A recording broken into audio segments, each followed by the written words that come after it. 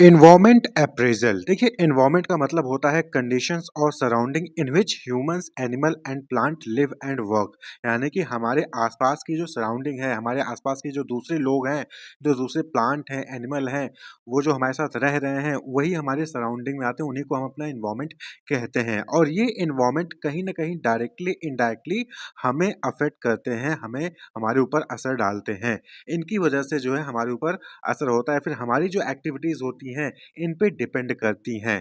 और वहीं पर अप्रेज़ल का मतलब होता है एक्ट ऑफ एग्ज़ामिन और जजिंग समथिंग, यानी कि मूल्यांकन करना। तो एनवायरनमेंट अप्रेज़ल का मतलब क्या हो गया कि हम एनवायरनमेंट को यहाँ पर एग्ज़ामिन करते हैं, जज करते हैं कि एनवायरनमेंट में क्या हो रहा है, क्या चीज़ें घट रही हैं, क्या इवेंट्स घट रहे हैं, क्या ट्रेंड चल रहा है, क्या इश्यूज़ हैं और कहाँ पे अपॉर्चुनिटीज़ हैं, किन चीज़ों से खतरा है। इन सारी चीज़ों को एनालाइज़ करना ही एनवायरनमेंट अप्रेज़ल कहलाता है। क्लियर? तो ऑर्गेनाइजेशन के पॉइंट ऑफ व्यू से बात करें तो बहुत सारे ऐसे फैक्टर्स होते हैं जो कि ऑर्गेनाइजेशन और उसके ऑपरेशंस को अफेक्ट करते हैं। जैसे कि एनवायरनमेंट में कोई नई टेक्नोलॉजी लॉन्च हो गई, तो अब नई टेक्नोलॉजी लॉन्च हो गई तो ऑर्गेनाइजेशन को वो नई टेक्नोलॉजी को वहाँ पर अडॉप्ट करना पड़ता है। गवर्नमेंट ने लॉ चेंज कर दिया तो उस लॉ को भी जो है वहाँ पर अडॉप्ट करना पड़ता है। तो एनवायरनमेंट का वहाँ पर जो है इम्पैक्ट पड़ता है ऑर्गेनाइजेशन और उसके बिजनेस पे, ऑपरेशंस पे भी। क्लियर? तो ऐसे में कुछ फैक्टर्स ऐसे होते हैं जो कि पॉजिटिव इम्पैक्ट डालते हैं, कुछ फैक्टर्स ऐसे होते हैं जो कि नेगेटिव इम्पैक्ट डालते हैं। तो एनवायरनमेंट अप्रेजल का मतलब क्या हो गया? It is the process of identifying opportunities and threats facing an organisation. तो एनवायरनमेंट अप्रेजल में हम क्या करते हैं कि हम ये जज करते हैं, एग्जामिन करते हैं एनवायरनमेंट में कि कहाँ कहाँ अपॉर्चुनिटीज है बिजनेसेस के लिए और किन किन चीज़ों से खतरा है बिजनेस को। क्लियर? Environment appraisal. तो अकॉर्डिंग टू एबेल, इन्होंने कहा कि environmental appraisal is the identification, measurement and assessment of environmental impacts. यानी कि बिजनेस पर इन्वायरमेंट का क्या इम्पैक्ट पड़ने वाला है उस चीज को आइडेंटिफाई करना, मेजर करना और उसको एसेस करना ही इन्वायरमेंटल अप्रेजल कहलाता है। क्लियर? तो इन्वायरमेंटल अप्रेजल आपको क्लियर हो गया होगा। अब बात कर लें कि इसकी क्या इंपॉर्टेंस है या बेनिफिट्स क्या है इन्वायरमेंट अप्रेजल का, क्यों हम जो है इसको करते हैं। तो सबसे पहली चीज कि by analysing and appraising the external environment the existing opportunities and threats can be identified. भाई आप जब इन्वायरमेंट को अप्रेज करोगे, इन्वायरमेंट को चेक करोगे, इन्वायरमेंट को एग्जामिन करोगे, तभी तो आपको पता चलेगा कि कहाँ पर अपॉर्चुनिटीज है, किस चीज में जो है किस चीज के लिए बिजनेस किया जा सकता है, फिर कस्टमर किन चीजों की डिमांड कर रहा है, जो उसकी नीड फुलफिल नहीं हो रही है उसकी नीड को फुलफिल कर सकते हैं। तो यानी कि बिजनेस अपॉर्चुनिटीज कहाँ पे हैं वो आपको इन्वायरमेंट को एग्जामिन करके ही पता चलेगा। साथ ही साथ किन चीजों से आपको खतरा है, आपके कॉम्पिटिटर क्या कर रहे हैं, इंडस्ट्री में क्या चेंजेस आ रहा है, नई टेक्नोलॉजी आ गई है, तो किन चीजों से आपको खतरा है उसको भी आपको तभी पता चलेगा जब आप इन्वायरमेंट को अप्रेज करेंगे। क्लियर? नेक्स्ट है by appraising the external environment the companies can improve the internal capabilities and strength for adopting to the changes in the external environment.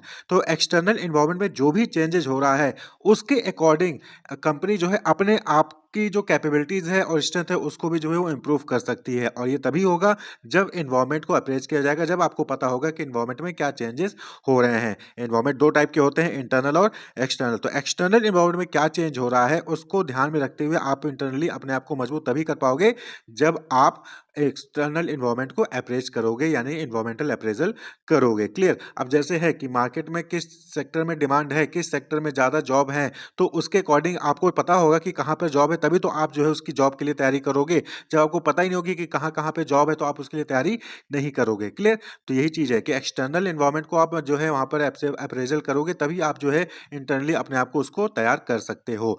Next है helps the manager to avoid the threats and to reap the benefit from the opportunities in the market। जब environmental appraisal करोगे तो आपको पता चलेगा कि कहाँ पे अपॉर्चुनिटीज है, कहाँ पे थ्रेट है, किन चीजों में आपके पास मौका है बिजनेस बनाने का या सेल्स को ग्रो करने का और किन चीजों से आपको खतरा है। तो जब आपको ये पता चल जाएगा तो मैनेजर जिनसे खतरा है उनको अवॉइड कर सकते हैं, उस रिस्क को मिनिमाइज कर सकते हैं और वहीं पर जहाँ पे बेनिफिट है, जहाँ पे अपॉर्चुनिटीज है उसको जो है वो ग्रैब कर सकते हैं। तो ये जो है मैनेजर को हेल्प करता है। इसी तरीके से environmental appraisal also helps the manager in analyzing the effect of globalization on the level of competition within a particular industry। तो जब आप environmental appraisal करते हैं तो इससे ग्लोबलाइजेशन का क्या इम्पैक्ट पड़ने वाला है आपकी इंडस्ट्री पे, आपके कॉम्पिटिटर पे, तो इसका भी जो है और कंपटीशन कितना ज़्यादा बढ़ेगा या भी घटेगा, इस पे भी जो है आपको तभी पता चलेगा जब आप environmental appraisal करेंगे। भाई आपने जो है देखा कि ग्लोबलाइजेशन हो रहा है, यानी कि बाहर की कंपनीज भी अब जो है आपकी कंट्री में आ रही हैं, तो अब आपकी इंडस्ट्री से रिलेटेड जो कंपनीज है बाहर की वो भी आपके यहाँ पे आएंगी। जाएँगे तो क्या उससे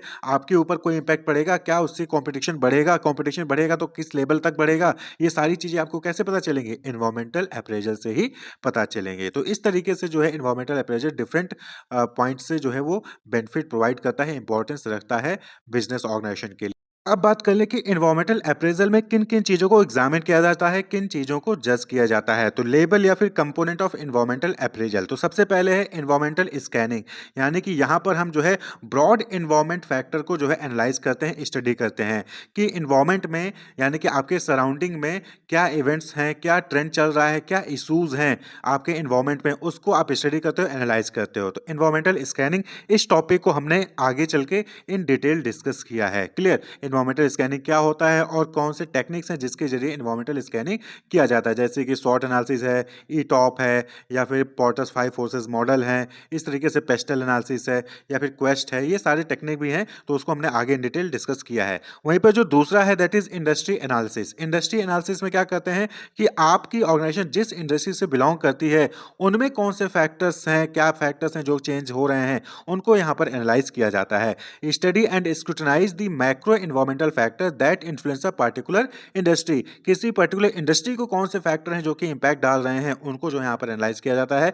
various environmental forces to be studied in the industry analysis are the bargaining power of buyer and supplier, position of business and competitor and threat of new entrant as well as substitute within the industry। तो industry analysis हो रहा है, यानी कि industry में क्या changes है, क्या फैक्टर्स हैं जो कि इंपैक्ट डाल रहे हैं इन्वायरमेंट के। क्लियर? तो यहाँ पर देखा जाता है कि बायर की बार्गेनिंग पावर कैसी है, घट रही है कि बढ़ रही है, सप्लायर्स घट रहे हैं कि बढ़ रहे हैं, बिजनेस जो कॉम्पिटिटर्स हैं उनकी पोजीशन क्या है आपके कंपैरिजन में, आपकी इंडस्ट्री में नए कस्टमर्स आ रहे हैं कि नहीं आ रहे हैं या फिर नए कंपनी जो है ओपन हो रही है कि नहीं हो रही हैं, सब्स्टिट्यूट्स आपके प्रोडक्ट के लिए कितने अवेलेबल हैं, तो ये सब देखा जाता है इंडस्ट्री एनालिसिस में। और वहीं पर आता है देन कॉम्पिटिटिव एनालिसिस।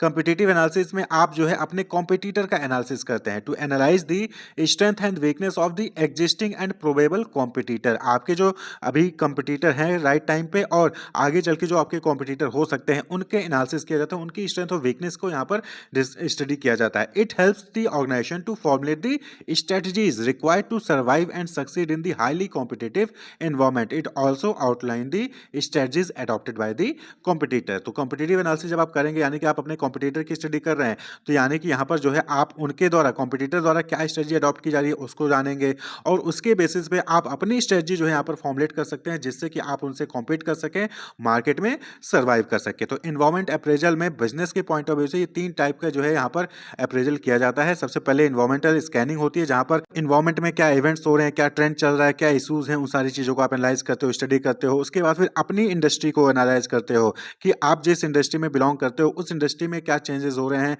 कौन से फैक्टर्स हैं, बार्गेनिंग पावर बायर कैसी है, सप्लायर कैसे है, नए इंट्रेंट्स का क्या कंडीशन है, सब्स्टिट्यूट है या नहीं है। और उसके बाद फिर अपने जो इमीडिएट कॉम्पिटिटर्स होते हैं उनकी भी स्टडी आप जो है करते हैं, उसको हम कॉम्पिटिटिव एनालिसिस कहते हैं। इंडस्ट्री एनालिसिस में आप जो है पॉटर 5 फोर्सेस मॉडल, ये इंपॉर्टेंट होता है, वीडियो बना हुआ है उसको आप देख सकते हो। तो अब बात कर लें कि प्रोसेस क्या है एनवायरमेंटल अप्रेजल का। तो यहाँ पर स्टेप्स जो अभी आपने देखे वही सेम स्टेप्स यहाँ पर भी आ जाएंगे कि सबसे पहले आपको नेचर ऑफ एनवायरमेंट को समझना है, understanding the nature of environment, यानी कि एनवायरमेंट स्टेबल है या डायनेमिक है, ये एनवायरमेंटल चेंज हो रहा है वो किस तरीके से चेंज हो रहा है, क्या ये एनवायरमेंटल चेंज आइडेंटिफिएबल है, यानी कि एनवायरमेंट में जो भी चेंज हो रहा है उसको आप आइडेंटिफाई कर पा रहे हो कि नहीं कर पा रहे हो।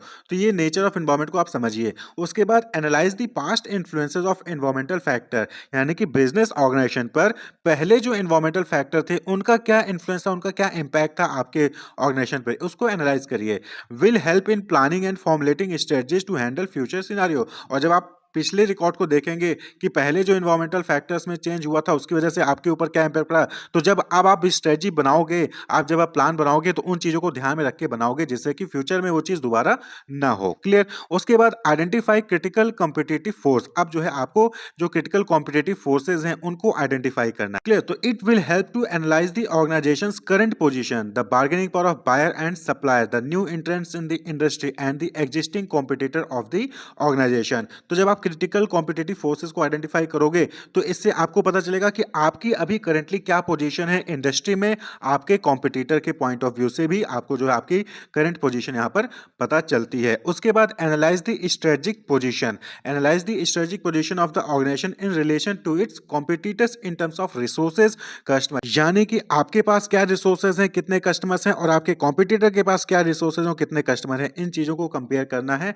तब आप जो है अपनी पोजीशन को आप समझ पाएंगे कि आप अपने कॉम्पिटिटर के कंपैरिजन में आप कहां पर खड़े हैं, आप कहां पर बिलोंग करते हैं। नेक्स्ट है identify the opportunities and threat, यानी कि जब आपने एनवायरमेंट को समझ लिया, आपने जो है पास्ट परफॉर्मेंस को देख लिया, पास्ट इन्फ्लुएंसेस को देख लिया एनवायरमेंट फैक्टर का, आपने इंडस्ट्री को एनालाइज कर लिया, आपने कॉम्पिटिटर के पॉइंट ऑफ व्यू से ही एनालाइज कर लिया, और अब आता है identify the opportunities and threat, यानी कि अब जो है आपको एनवायरमेंट में कहां पर अपॉर्चुनिटीज है, कहां पर थ्रेट है, आप आसानी से आइडेंटिफाई कर सकते हैं। भाई आपने एनवायरमेंट को स्टडी कर लिया, आपने इंडस्ट्री को स्टडी कर लिया, आपने कंपटीशन को भी, अपने कॉम्पिटिटर को भी स्टडी कर लिया, तो अब आप जो है जब तीनों स्टडी कर लिए तो अब आपको पता चल जाएगा ना कि कहां पर खतरा है, किन चीजों से खतरा है, और कहां पर अपॉर्चुनिटी है, कहां पर जो है आपके पास मौका है कि आप उसको ग्रैब करके अपना बिजनेस ग्रो कर सकते हैं। तो उसके बेसिस पे formulate efficient strategies to reap the benefit from the opportunities so that the threats can be neutralise. तो जब आपको पता चल गया है कि कहां अपॉर्चुनिटीज हैं, कहां पर थ्रेट है, तो अब जो है आप स्ट्रेटजी बनाइए और अपॉर्चुनिटी को ग्रैब करिए और अपने जो भी थ्रेट्स हैं उनको न्यूट्रलाइज करिए। The selection of strategy and effective utilisation of selected resources in an effective manner will depend on this stage, यानी कि आपने अपॉर्चुनिटीज को सही से आइडेंटिफाई किया है कि नहीं किया है, थ्रेट्स को सही से आइडेंटिफाई किया है कि नहीं किया है, इस पर जो है आपकी स्ट्रेटजी डिपेंड करेगी। क्योंकि आपने जो भी अपॉर्चुनिटीज फाइंड आउट की होगी, थ्रेट्स को फाइंड आउट किया होगा, उन्हीं के बेसिस पे आपकी स्ट्रेटजी डेवलप की जाएगी और उसी के बेसिस पे आपके जो रिसोर्सेज हैं उनको यूटिलाइज किया जाएगा बिजनेस को रन करने के लिए। तो ये जो है पूरा प्रोसेस होता है एनवायरमेंटल अप्रेजल का, कि आपने एनवायरमेंट को अप्रेज करते हो, इंडस्ट्री को अप्रेज करते हो, स्टडी करते हो, कंपटीटर को स्टडी करते हो, एनालाइज करते हो, और उसके बाद फिर इन तीनों के स्टडी करने के बाद अपॉर्चुनिटीज और थ्रेट्स को आइडेंटिफाई करते हो, और उसके बाद फिर आप जो है अपनी स्ट्रेटजी बनाते हो, क्लियर, अपना प्लान बनाते हो। तो ये होता है प्रोसेस ऑफ एनवायरमेंटल अप्रेजल। को पता है कि जो बिजनेस इन्वायरमेंट है, किसी भी ऑर्गेनाइजेशन, जो भी कोई भी ऑर्गेनाइजेशन होता है, वो इंटरनल और एक्सटर्नल दो टाइप के इन्वायरमेंट से घिरा होता है। इंटरनल इन्वायरमेंट यानी कि ऑर्गेनाइजेशन के अंदर का इन्वायरमेंट, जैसे कि उसके वैल्यूज़, मिशन, ऑब्जेक्टिव, ऑर्गेनाइजेशन का स्ट्रक्चर, कॉर्पोरेट कल्चर कैसा है, ह्यूमन रिसोर्स की क्वालिटी क्या है, लेबर यूनियंस कौन से हैं, फिजिकल रिसोर्सेज क्या है, टेक्नोलॉजिकल कैपेबिलिटीज़ क्या है किसी भी ऑर्गेनाइजेशन की, यानी कि उसकी खुद के इंटरनल इन्वायरमेंट, जिसपे कि उसकी जो है स्ट्रेंथ और वीकनेस वो उस पर डिपेंड होती है कि उसके इंटरनल इन्वायरमेंट कैसी है। वहीं पे दूसरा इन्वायरमेंट है वो एक्सटर्नल इन्वायरमेंट है, जिससे कि ऑर्गेनाइजेशन घिरा होता है, जहाँ पे एक्सटर्नल इन्वायरमेंट को हम माइक्रो और मैक्रो में डिवाइड करते हैं। माइक्रो इन्वायरमेंट जैसे कि दूसरे ऑर्गेनाइजेशन हो गए, customers, competitor, market, supplier, intermediates हो गए। इसी तरीके से मैक्रो में political, economical, legal, social, cultural, technological, demographical, ये सारे एक्सटर्नल फैक्टर्स हो गए। मैक्रो जो कि अनकंट्रोलेबल होते हैं, जिस पे ऑर्गेनाइजेशन का कोई कंट्रोल नहीं होता। माइक्रो जो कि थोड़ा बहुत कंट्रोलेबल फैक्टर होते हैं, और इंटरनल तो ऑर्गेनाइजेशन के अंदर का इन्वायरमेंट होता है। तो ये सारे इन्वायरमेंट जो है, ये इंटरनल और एक्सटर्नल इन्वायरमेंट, इन्हीं के ऊपर जो है बिजनेस की स्ट्रेंथ, वीकनेस, अपॉर्चुनिटी, थ्रेट्स, ये सारे फैक्टर यहीं पे होते हैं। तो इन इन्वायरमेंट्स में कहीं ना कोई इवेंट्स हो रहे होते हैं, कहीं ना कहीं कोई इश्यूज होते हैं, कहीं ना कहीं कोई ट्रेंड चल रहा होता है, कहीं ना कहीं किसी न किसी की कोई ना कोई एक्सपेक्टेशंस होती हैं। तो इवेंट, इश्यूज, ट्रेंड, एक्सपेक्टेशन, ये चारों चीज़ें इस इन्वायरमेंट में होती हैं, चाहे वो इंटरनल में होंगी, चाहे वो एक्सटर्नल में होंगी, और जिसके बेसिस पे ही किसी भी ऑर्गेनाइजेशन की सक्सेस डिपेंड करती है। इन्हीं ट्रेंड्स की वजह से, इन्हीं इशूज़ की वजह से कोई ऑर्गेनाइजेशन सक्सेसफुल हो सकता है, इन्हीं ट्रेंड इशूज़ की वजह से कोई ऑर्गेनाइजेशन जो है बंद हो सकता है। तो हर ऑर्गेनाइजेशन को इन इन्वायरमेंट के बारे में पता होना चाहिए कि किस इन्वायरमेंट में कहाँ पे कब कौन सा इवेंट हो रहा है, कब कौन से इश्यूज आ रहे हैं, कब कौन से ट्रेंड्स चल रहे हैं, किनकी क्या एक्सपेक्टेशन है, ये सारी चीज़ें ऑर्गेनाइजेशन को पता होनी चाहिए। तो ऑर्गेनाइजेशन को ये सारी चीज़ें कैसे पता होंगी? जब वो इस इन्वायरमेंट को स्कैन करेंगे। स्कैन मतलब चेक करना। तो जब वो इस इन्वायरमेंट को स्कैन करेंगे तभी पता चलता है। तो उसी को क्या कहते हैं? इन्वायरमेंटल स्कैनिंग कहते हैं। तो इस इन्वायरमेंटल स्कैनिंग क्या हो गया? Is the process of gathering information about events and their relationship with an organisation's internal and external environment. तो इन्वायरमेंटल स्कैनिंग क्या हो गया? ये चेक करने का प्रोसेस हो गया, जहां पे हम इंफॉर्मेशन गैदर करते हैं, जो भी इवेंट्स हो रहे होते हैं इन्वायरमेंट में, चाहे वो इंटरनल हो चाहे एक्सटर्नल इन्वायरमेंट हो, वहां पे जो भी इवेंट्स हो रहे होते हैं, जो भी इशूज होती है, जो भी ट्रेंड्स चल रहे होते हैं, जो भी एक्सपेक्टेशंस होती हैं, उसको इन्फॉर्मेशन उसके रिगार्डिंग गैदर करते हैं, और उसका रिलेशनशिप जो है ऑर्गेनाइजेशन के इंटरनल और एक्सटर्नल इन्वायरमेंट से हम सेलेक्ट देखते हैं कि क्या इफेक्ट पड़ रहा है उसका। तो इंटरनल वो इन्वायरमेंटल स्कैनिंग कहलाता है। The basic purpose of environmental scanning is to help the management determine the future direction of an organisation. तो इन्वायरमेंटल स्कैनिंग किस पर्पज से करते हैं, ताकि हम जो है मैनेजमेंट जो है वो डिटरमाइन कर सके और फ्यूचर में किस डायरेक्शन में जाना है उसको वो डिसाइड कर सके, इसलिए हम इन्वायरमेंटल स्कैनिंग करते हैं। यानी कि अगर हम टोटली कहें तो इन्वायरमेंटल स्कैनिंग हेल्प करता है डिसीजन मेकिंग में, कि कब कहाँ कैसा डिसीजन लेना है किसी भी ऑर्गेनाइजेशन में। तो जो इंपॉर्टेंट चार चीज़ें हमने बताई कि इन्वायरमेंटल स्कैनिंग में हम आपको चार इंपॉर्टेंट चीज़ें देखनी होती है: इवेंट्स, ट्रेंड्स, इशूज और एक्सपेक्टेशन। यानी कि इन्वायरमेंट में कौन से इवेंट्स हो रहे हैं, कहाँ कहाँ कौन सी घटनाएं घट रही हैं, क्या ट्रेंड चल रहा है, कहाँ किससे किस टाइप के इशूज हैं, और क्या क्या एक्सपेक्टेशंस है कस्टमर्स की, लोगों की। ये चारों चीज़ें जो है इन्वायरमेंटल स्कैनिंग में आपको चारों चीज़ों पे फोकस करना चाहिए जब भी आप इन्वायरमेंटल स्कैनिंग कर रहे हैं। और नेक्स्ट इंपॉर्टेंट चीज़ कि it is a continuous and dynamic process. तो जो इन्वायरमेंटल स्कैनिंग है वन टाइम प्रोसेस नहीं है कि आपने कंपनी स्टार्ट हो रही थी तब आपने इन्वायरमेंटल स्कैनिंग कर ली उसके बाद आप बंद कर दिया, नहीं, आपको कंटिन्यूअसली जो है इन्वायरमेंटल स्कैनिंग करनी होती है। वहीं पे ये डायनेमिक प्रोसेस है, यानी कि इन्वायरमेंट क्या है, डायनेमिक है, चेंज होता रहता है। तो ये भी इन्वायरमेंटल स्कैनिंग क्या है, डायनेमिक प्रोसेस है। तो आपको डायनेमिकली यहाँ पे चेंजेस होते रहते हैं और इसी वजह से आपको कंटिन्यूअसली इन्वायरमेंटल स्कैनिंग करना रहता है। तो इन्वायरमेंटल स्कैनिंग आप समझ में गए होंगे कि है इंफॉर्मेशन गैदर करने का किसके बारे में, इवेंट्स के बारे में, और उसका रिलेशनशिप क्या है ऑर्गेनाइजेशन से, इंटरनल और एक्सटर्नल इन्वायरमेंट में। तो ये इन्वायरमेंटल स्कैनिंग कहलाता है। नेक्स्ट टॉपिक है कि अब टेक्निक्स हम देख लेंगे। तो टेक्निक्स क्या है इन्वायरमेंटल स्कैनिंग के? तो सबसे पहले स्वॉट, स्वॉट एनालिसिस, SWOT एनालिसिस, ये एक सिचुएशन एनालिसिस का टेक्निक है। सिचुएशन एनालिसिस यानी कि आपकी करंट सिचुएशन क्या है, करंट स्टेट क्या है आपका, इसको अगर आपको जानना है तो आप इस स्वॉट एनालिसिस का टेक्निक का यूज़ करते हैं। यहाँ पे ये आपको बताएगा कि आपकी स्ट्रेंथ क्या है, आपकी वीकनेस क्या है, आपको कहाँ कहाँ अपॉर्चुनिटीज़ हैं और आपको थ्रेट यानी खतरा किन चीज़ों से है। तो ऑर्गेनाइजेशन क्या करती हैं, ऑर्गेनाइजेशन इस टेक्निक का यूज़ करती हैं आइडेंटिफाई करने के लिए कि उनके इंटरनल स्ट्रेंथ या वीकनेस क्या है और एक्सटर्नल इन्वायरमेंट में अपॉर्चुनिटीज और थ्रेट किन चीज़ों से है। अब सपोज करें कि एग्जांपल के तौर पे हम एक लें कि आपको सपोज करें कि आपका एग्जामिनेशन आने वाला है, तो आप स्वॉट एनालिसिस करेंगे। आपको पता है कि अपॉर्चुनिटी क्या है कि एग्जामिनेशन आने वाला है, वहां पे जो है आप अच्छे मार्क्स लाके डिस्टिंक्शन पा सकते हैं, फर्स्ट ग्रेड से पास हो सकते हैं। थ्रेट क्या है कि आप पढ़ाई नहीं कर रहे हो, अगर पढ़ाई नहीं किए तो एग्जामिनेशन में आप फेल हो सकते हैं। लेकिन स्ट्रेंथ क्या, वीकनेस क्या, इसको भी एनालाइज करना है। स्ट्रेंथ यानी कि आपके कौन से सब्जेक्ट ऐसे हैं जो अच्छे से तैयार हैं, लेकिन वहीं पे वीकनेस भी होगी कि बहुत सारे ऐसे सब्जेक्ट होंगे जो आपको अच्छे से तैयार नहीं होंगे, बहुत सारे ऐसे सब्जेक्ट होंगे जो आपको नहीं आते हैं, बहुत सारे ऐसे सब्जेक्ट होंगे जिसके बुक्स ही नहीं होंगी आपके पास। तो ये वीकनेस है, ये वीकनेस है कि आपको सब्जेक्ट तैयार नहीं है, और थ्रेट क्या है कि उसकी बुक भी नहीं है। तो ये थ्रेट हो गया। तो आपको इन चीज़ों को एनालाइज करना होता है, उसके बाद फिर आप फाइनली जो है आपका एग्जामिनेशन को फर्स्ट डिवीजन से पास करके गोल को अचीव करना होता है। तो करंट सिचुएशन क्या है, जब आप ये जानेंगे तभी तो एक स्ट्रेटजी बना पाएंगे और फिर उस जो गोल है उसको अचीव कर पाएंगे। तो इसी तरीके से ऑर्गेनाइजेशन भी अपने करंट सिचुएशन को आइडेंटिफाई करती है, अपने स्ट्रेंथ को, वीकनेस को, और एक्सटर्नल इन्वायरमेंट में कौन सी अपॉर्चुनिटीज थ्रेट है उसको आइडेंटिफाई करके स्ट्रेटजी डेवलप करके जो है गोल को, अपनी ग्रोथ को करती है, अपने सक्सेस को अचीव करती है। क्लियर? तो ये क्या हो गया, एक स्टडी हो गया जो कि ऑर्गेनाइजेशन करती है, जिससे कि उसको अपने इंटरनल स्ट्रेंथ और वीकनेस के बारे में पता चलता है और एक्सटर्नल इन्वायरमेंट में कौन कौन से अपॉर्चुनिटीज हैं, थ्रेट हैं, उसके बारे में पता चलता है। तो स्वॉट का मतलब होता है strength, weakness, opportunities and threat. Strength का मतलब क्या हो गया कि strength are factor which the company hold expertise in and contribute to the continuous success of the organisation. तो स्ट्रेंथ का मतलब क्या हो गया कि आपकी एक्सपर्टीज, अब आपको पता है कि एग्जामिनेशन आने वाले हैं, तो आपको जिसमें स्ट्रेंथ होगा उसमें कहीं ना कहीं आपका एग्जामिनेशन में अच्छे मार्क्स लाने के लिए वो ऑटोमेटिक क्या करेगा, हेल्प करेगा, क्योंकि आपको उसमें स्ट्रेंथ है आपकी, यानी मार्केटिंग सब्जेक्ट आपका अच्छे से तैयार है, तो एग्जामिनेशन में उसमें मार्क्स अच्छे आएंगे, जिससे कि ओवरऑल जो आपका परसेंटेज वो भी अच्छा आएगा।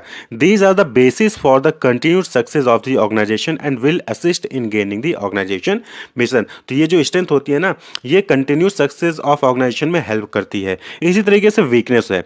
वीकनेस क्या है, weakness are factors that prevent an organisation from meeting its mission and achieving full potential. अब आपको एग्जामिनेशन में फर्स्ट डिवीजन लेके आना है, बल्कि डिस्टिंक्शन लेके आना है, लेकिन मार्केटिंग सब्जेक्ट तो अच्छे से तैयार है, लेकिन फाइनेंस सब्जेक्ट आपका अच्छे से तैयार नहीं है। तो फाइनेंस अच्छे से तैयार ना होने की वजह से आप हो सकता है कि ओवरऑल परसेंटेज आपका मिनिमम गिर जाए, फर्स्ट डिवीजन की बजाय सेकंड डिवीजन आ जाए, थर्ड डिवीजन आ जाए। तो वीकनेस क्या होगा कि ये प्रिवेंट करता है, यानी रोकता है आपके मिशन को अचीव करने में। तो ऑर्गेनाइजेशन का कोई भी मिशन होगा, तो अगर ऑर्गेनाइजेशन में कोई वीकनेस है तो वो उसके मिशन को अचीव करने में हर्डल करता है, रोकता है, ये हैम्पर करता है ऑर्गेनाइजेशन की सक्सेस को, ग्रोथ को, तो वो वीकनेस कहलाता है। देन है अपॉर्चुनिटीज। अपॉर्चुनिटीज का मतलब कि आपको एक्सटर्नल एनवायरनमेंट को भी स्कैन करना है और देखना है कि कहाँ पे अपॉर्चुनिटीज हैं। भाई ऐसा तो नहीं कि आपने एक बार काम कर दिया उसके बाद आप बैठ गए, नहीं, आपको और इम्प्रूव करना होता है और अच्छे से तैयारी करनी होती है। तो अपॉर्चुनिटीज यही चीज़ है कि अपॉर्चुनिटी है, अपॉर्चुनिटी को आपको ग्रैब करना हो, ग्रैब तभी कर पाओगे, तभी आप ग्रोथ करोगे। ग्रोथ कब करोगे? जब अलग अलग अपॉर्चुनिटीज को ग्रैब करोगे। अब अपॉर्चुनिटीज आ रही हैं, आप उसको ग्रैब ही नहीं कर रहे हो, अपॉर्चुनिटीज मार्केट में एक्सटर्नल इन्वायरमेंट में अवेलेबल है लेकिन आपको पता ही नहीं है। तो अपॉर्चुनिटीज को भी आपको आइडेंटिफाई करना है कि आपकी स्ट्रेंथ क्या है, और स्ट्रेंथ के बेसिस पे अपॉर्चुनिटीज देखिए और अपॉर्चुनिटीज को ग्रैब करके और ज़्यादा ग्रोथ करिए।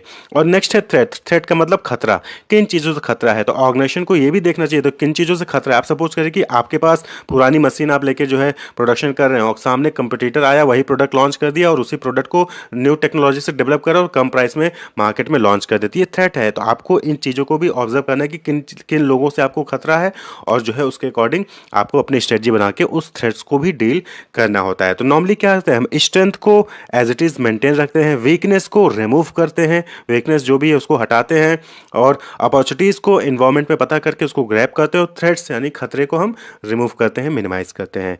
क्लियर? तो ये स्ट्रेंथ, वीकनेस, अपॉर्चुनिटी, थ्रेट हो गए। आप सपोज करिए कि इसमें क्वेश्चन हम एनालिसिस कैसे कर रहे हैं, एनालिसिस कर रहे हैं ना हम, कि हमें जानने का हमारी स्ट्रेंथ क्या है, तो आप अपने आप से क्वेश्चन पूछिए। अब स्ट्रेंथ के जानना है तो स्ट्रेंथ के लिए आप क्वेश्चन पूछ सकते हो, what do you do well, आप सबसे अच्छा काम क्या करते हो। एग्जामिनेशन में एनालिसिस कर रहे हो अपनी स्ट्रेंथ को, तो आपको सबसे अच्छा सब्जेक्ट कौन सा आता है, कौन सा सब्जेक्ट है जो अच्छे से तैयार है, सभी सब टॉपिक्स आते हैं आपको, तो वो आपकी स्ट्रेंथ हो गई। What unique resource can you draw on, यानी कि रिसोर्सेज कौन से हैं। मार्केटिंग के लिए मेरे पास बहुत सारे सब्जेक्ट बुक्स रखे हैं, तो वो आपके रिसोर्स हो गए, आप अच्छे से तैयार कर सकते हो। लेकिन फाइनेंस वीक है और फाइनेंस के लिए बुक्स भी नहीं है, तो ये थ्रेड भी हो गया।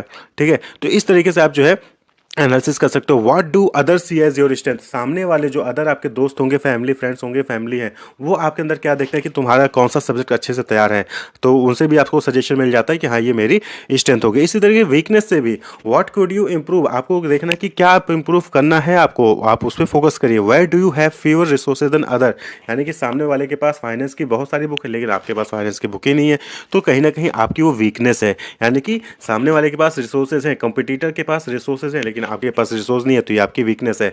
जैसे कि अभी एग्जांपल दिया कि ऑर्गेनाइजेशन के पास पुरानी टेक्नोलॉजी है और सामने जो कंपटीटर आया उसके पास न्यू टेक्नोलॉजी थी, ये वीकनेस हो गई आपकी कि आपके पास वो टेक्नोलॉजी नहीं है, तो आप कहीं ना कहीं पीछे रह जाओगे, आपकी ग्रोथ, आपका सक्सेस रुक सकता है। What other likely to see as weakness, दूसरे लोग आपके अंदर क्या वीकनेस देख रहे हैं इसको भी जानिए, इससे आपकी वीकनेस पता चलेगी और आप उसको मिनिमाइज कर सकते हैं। देन अपॉर्चुनिटीज, तो इसको भी पूछिए what opportunities are open to you. अब ये कैसे पता चलेगा, एक्सटर्नल एनवायरनमेंट को स्कैन करके, एनवायरमेंटल स्कैनिंग टॉपिक पढ़ी आपने, तो जब आप एक्सटर्नल इन्वायरमेंट को स्कैन करेंगे तो आपको पता चलेगा कि कहाँ कहाँ अपॉर्चुनिटीज़ है। अब आपको चेस अच्छे से खिलाता है, चेस खेलना, आपको चेस में कोई हरा नहीं सकता, ये आपकी स्ट्रेंथ है। लेकिन आप टूर्नामेंट होते हैं डिफरेंट डिफरेंट, तो कब कहाँ कैसे टूर्नामेंट हो रही है आपको इसके बारे में पता ही नहीं, तो आप क्या चेस खेल के कितना भी अच्छा खेल लो किसी को पता ही नहीं चलेगा। तो अपॉर्चुनिटीज़ को ग्रैब करना जरूरी है। What trend could you take advantage of, कौन से ट्रेंड चल रहे हैं मार्केट में जिसका आप एडवांटेज ले सकते हो। Clear? How can U turn your strength into opportunities, अपने स्ट्रेंथ को अपॉर्चुनिटीज में कैसे बदल सकते हो, इसको भी आपको एनालाइज करना होगा। एनालाइज करके स्ट्रेटजी बना के उसको ग्रैब करना होगा। और next and last that is threat. Threat यानी what threat could harm you, कौन से लोग हैं जो आपको नुकसान पहुंचा सकते हैं, आपके गोल को अचीव करने के लिए कौन से लोग हैं जो हर्डल कर सकते हैं, आप उनको पहचानिए और उनको रोकिए। What is your competition doing, आपका कंपटीशन यानी कि आपका कंपटीटर क्या कर रहा है उसको देखिए, समझिए कि कंपटीटर क्या कर रहा है। What threat do your weakness expose you to, यानी कि कौन से खतरे हैं। What threat do your weakness, यानी कि कौन से वीकनेस है जो आपको थ्रेट पहुंचा रहे हैं, उसको भी आपको आइडेंटिफाई करना है, क्योंकि वीकनेस है तो कहीं ना कहीं वो भी आपके लिए एक खतरा है, कमजोरी है तो खतरा है, और उसको भी रिमूव करने की कोशिश करनी चाहिए। तो दैट इज थ्रेट। क्लियर? तो अब एग्जांपल देखें हम एक, तो स्ट्रेंथ, अब स्ट्रेंथ आप समझो कोई कंपनी है, ठीक है, जो कि डिलीवरी सर्विस प्रोवाइड कर रही है, तो उसकी स्ट्रेंथ क्या हो सकती है, same day delivery with in the city, यानी सिटी के अंदर वो सेम डे डिलीवरी दे रहा है, तो उसकी स्ट्रेंथ हो गई। Urban core has 1 hour delivery expectation, यानी कि अर्बन सिटीज़ में जहाँ वो डिलीवर कर रहा है वहाँ पे एक ही घंटे में वो डिलीवर कर दे रहा है, ये उसकी स्ट्रेंथ हो गई। क्लियर? हाई क्वालिटी फूड्स, वो अच्छी क्वालिटी का फूड्स दे रहा है, 200+ ड्राइवर्स उसके यहाँ पे हैं, ये भी उसकी स्ट्रेंथ हो गई। Trusted and high product sales less exposure, ये क्या है, उसकी स्ट्रेंथ है, इसका यूज़ कर सकता है। लेकिन वहीं पे वीकनेस क्या हो सकती है, सपोजली कॉस्टली कॉस्टली ज़्यादा है, तो ये उसकी वीकनेस है। नो मंथली सब्सक्रिप्शन ऑप्शन और स्किल्ड पेमेंट अरेंजमेंट, यानी कि उसके ऐप पे कोई भी मंथली सब्सक्रिप्शन ऑप्शन नहीं है या फिर स्किल्ड पेमेंट अरेंजमेंट नहीं है, तो ये भी उसकी वीकनेस हो गई। Inaccessible to a large consumer audience, बहुत सारे लोगों को वो एक्सेस ही नहीं कर सकते हैं उसको, ठीक है, तो ये भी उसकी जो वीकनेस हो गई। पार्सली ऑप्टिमाइज एसईओ, यानी कि सर्च इंजन ऑप्टिमाइजेशन भी जो है वो कुछ खास उसका नहीं है, तो ये उसका वीकनेस हो, यानी कि जो गूगल पे जब सर्च करते हैं कि रेस्टोरेंट नियर बाय मी, तो उसका सजेशन में आता ही नहीं है, पहले पेज में शो नहीं होता, तो ये उसकी वीकनेस हो गई। तो इसको उसको क्या करना है, रिमूव करना है, मिनिमाइज करना है, हटाना है, ठीक है। देन अपॉर्चुनिटीज क्या हो सकती हैं, optimise current mobile app for responsiveness and built in feedback, यानी कि आप मोबाइल ऐप लॉन्च कर सकते हो, मोबाइल ऐप ऑलरेडी है तो उसको ऑप्टिमाइज करिए, करंट रिस्पॉन्स मिले, कि जैसे कोई भी आए रिस्पॉन्स मिले। आपने अगर जोमेटो या स्विगी ऐप देखा होगा तो आप देखिए कि क्विकली सारी चीज़ें क्विकली होती हैं वहाँ पे, तो वो उसकी स्ट्रेंथ हो जाती है। Attract a large wider target audience, एक लार्ज और वाइडर टारगेट ऑडियंस को अचीव करने की कोशिश करें। ऐसा नहीं कि आपने खोल दिया लेकिन आप कुछ ही लोगों को डील कर रहे हैं, आपका जो रेंज है वो बड़ा होना चाहिए।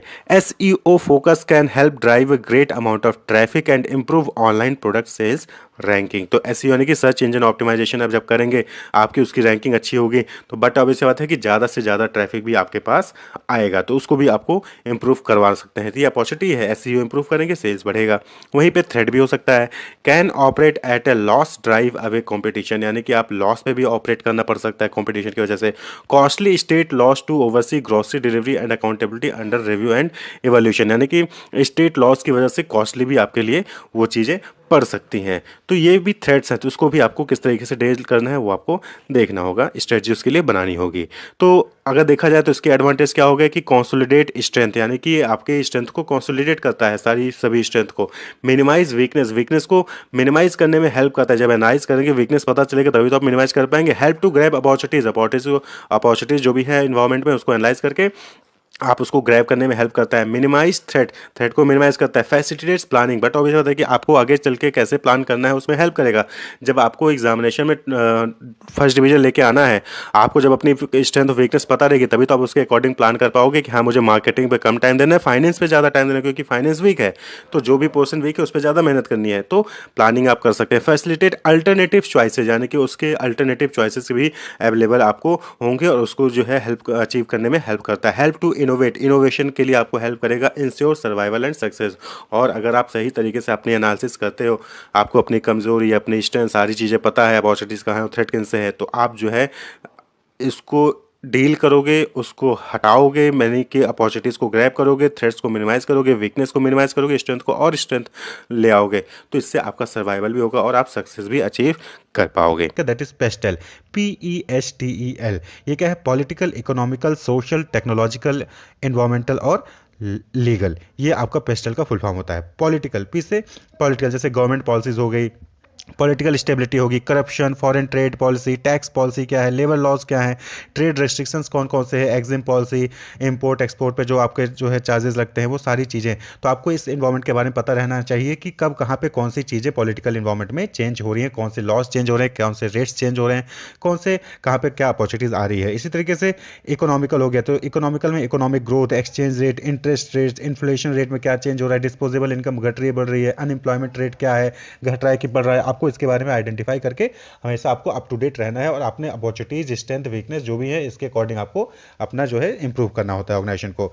इसी तरीके से सोशल, सोशल में पॉपुलेशन ग्रोथ रेट क्या है, एज डिस्ट्रीब्यूशन क्या है, करियर एटीट्यूड क्या है लोगों के बीच में, कि लोग सरकारी नौकरी के पीछे भाग रहे हैं, प्राइवेट नौकरी के पीछे भाग रहे हैं, बिजनेस के पीछे भाग रहे हैं, सेल्फ एम्प्लॉयमेंट के पीछे भाग रहे हैं, क्या है, सेफ्टी एम्फेसिस क्या है, हेल्थ कॉन्शियसनेस कितनी है, लाइफ स्टाइल कैसा है, एटीट्यूड कैसा है, कल्चर बैरियर्स कौन कौन से हैं, आपको उसके बारे में भी पता होना चाहिए। और यहीं से आपकी स्ट्रेंथ भी बनती है, आपका वीकनेस भी, आपका पॉजिटिव भी मिलती है और इन्हीं चीज़ों से आपको थ्रेट भी होता है। फिर है आपका टेक्नोलॉजिकल, तो टेक्नोलॉजिकल में कौन कौन से एडवांसमेंट हो रहे हैं, जैसे कि आप आजकल देख रहे हैं लेटेस्ट टेक्नोलॉजी कंप्यूटराइज हो रही है, डिजिटलाइजेशन हर जगह हो रहा है। तो अगर आप आज के टाइम पे डिजिटलाइजेशन की तरफ नहीं आएंगे तो आप कहीं ना कहीं आपकी प्रॉफिटेबिलिटी कम होगी। तो आपको ये भी देखना है कि टेक्नोलॉजी अप टू डेट हो, आपकी technology incentives, level of innovation, automation, R&D activity, यानी कि रिसर्च एंड डेवलपमेंट एक्टिविटी आप कंडक्ट कर रहे हो, टेक्नोलॉजिकल चेंजेस पर ध्यान रहे हो, टेक्नोलॉजिकल अवेयरनेस भी आपके अंदर है। नेक्स्ट इन्वायरमेंट है इन्वामेंटल यानी कि weather, climate, environmental policies, climate change, pressure from NGO जो नॉन गवर्नमेंट ऑर्गेनाइजेशंस होते हैं उनकी वजह से कुछ भी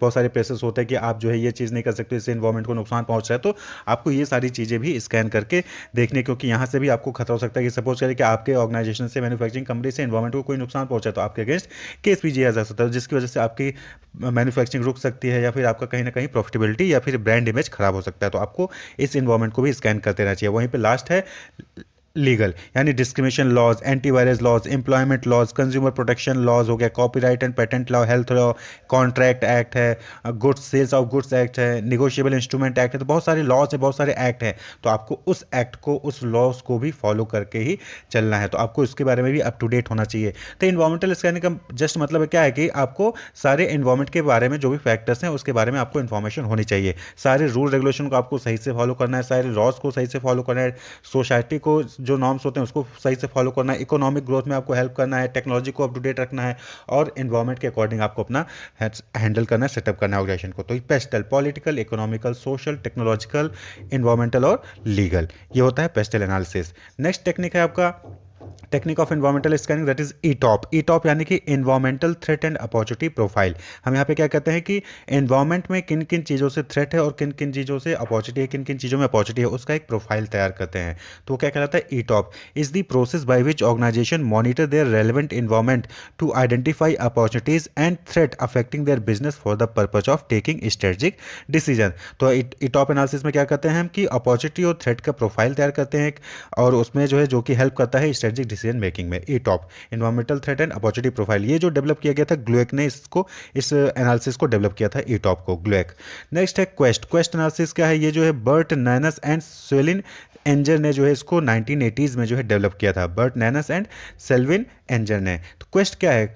क्विक एनवायरमेंटल स्कैनिंग टेक्निक, यानी कि this is a technique scanning procedure design to assist executor and planner to keep side by side of change and its implication for the organisational strategies and plan. तो QUEST में क्या करते हैं कि हम quick environmental scanning technique, यानी कि quickly जो हम एनवायरमेंट को स्कैन कर लेते हैं, जिससे कि हम हमारा बिजनेस ऑर्गेनाइजेशन में जो बिजनेस है वो चल रहा है, साथ ही साथ हम एनवायरमेंट में क्या क्या चेंजेज हो रहे हैं, उसका क्या इंप्लीकेशन हो सकता है हमारे ऑर्गेनाइजेशनल के स्ट्रेटजीज और प्लान्स पे, स्ट्रेटजीज पे ऑर्गेनाइजेशन के ऊपर क्या इंपैक्ट पड़ सकता है, उसके बारे में हम उसको जानकारी रखते हैं और उसके अकॉर्डिंग हम अपनी स्ट्रेटजीज या प्लान्स को भी डेवलप करते हैं। तो क्वेस्ट यानी कि क्विकली एनवायरमेंट स्कैन कर लेते हैं और उसका क्या इंप्लीकेशन पड़ने वाला है उसको हम उसके अकॉर्डिंग अपने आप को तैयार रख लें, तो उसके लिए स्ट्रेटजीज और प्लान तैयार करके रखते हैं। तो क्वेस्ट होता है।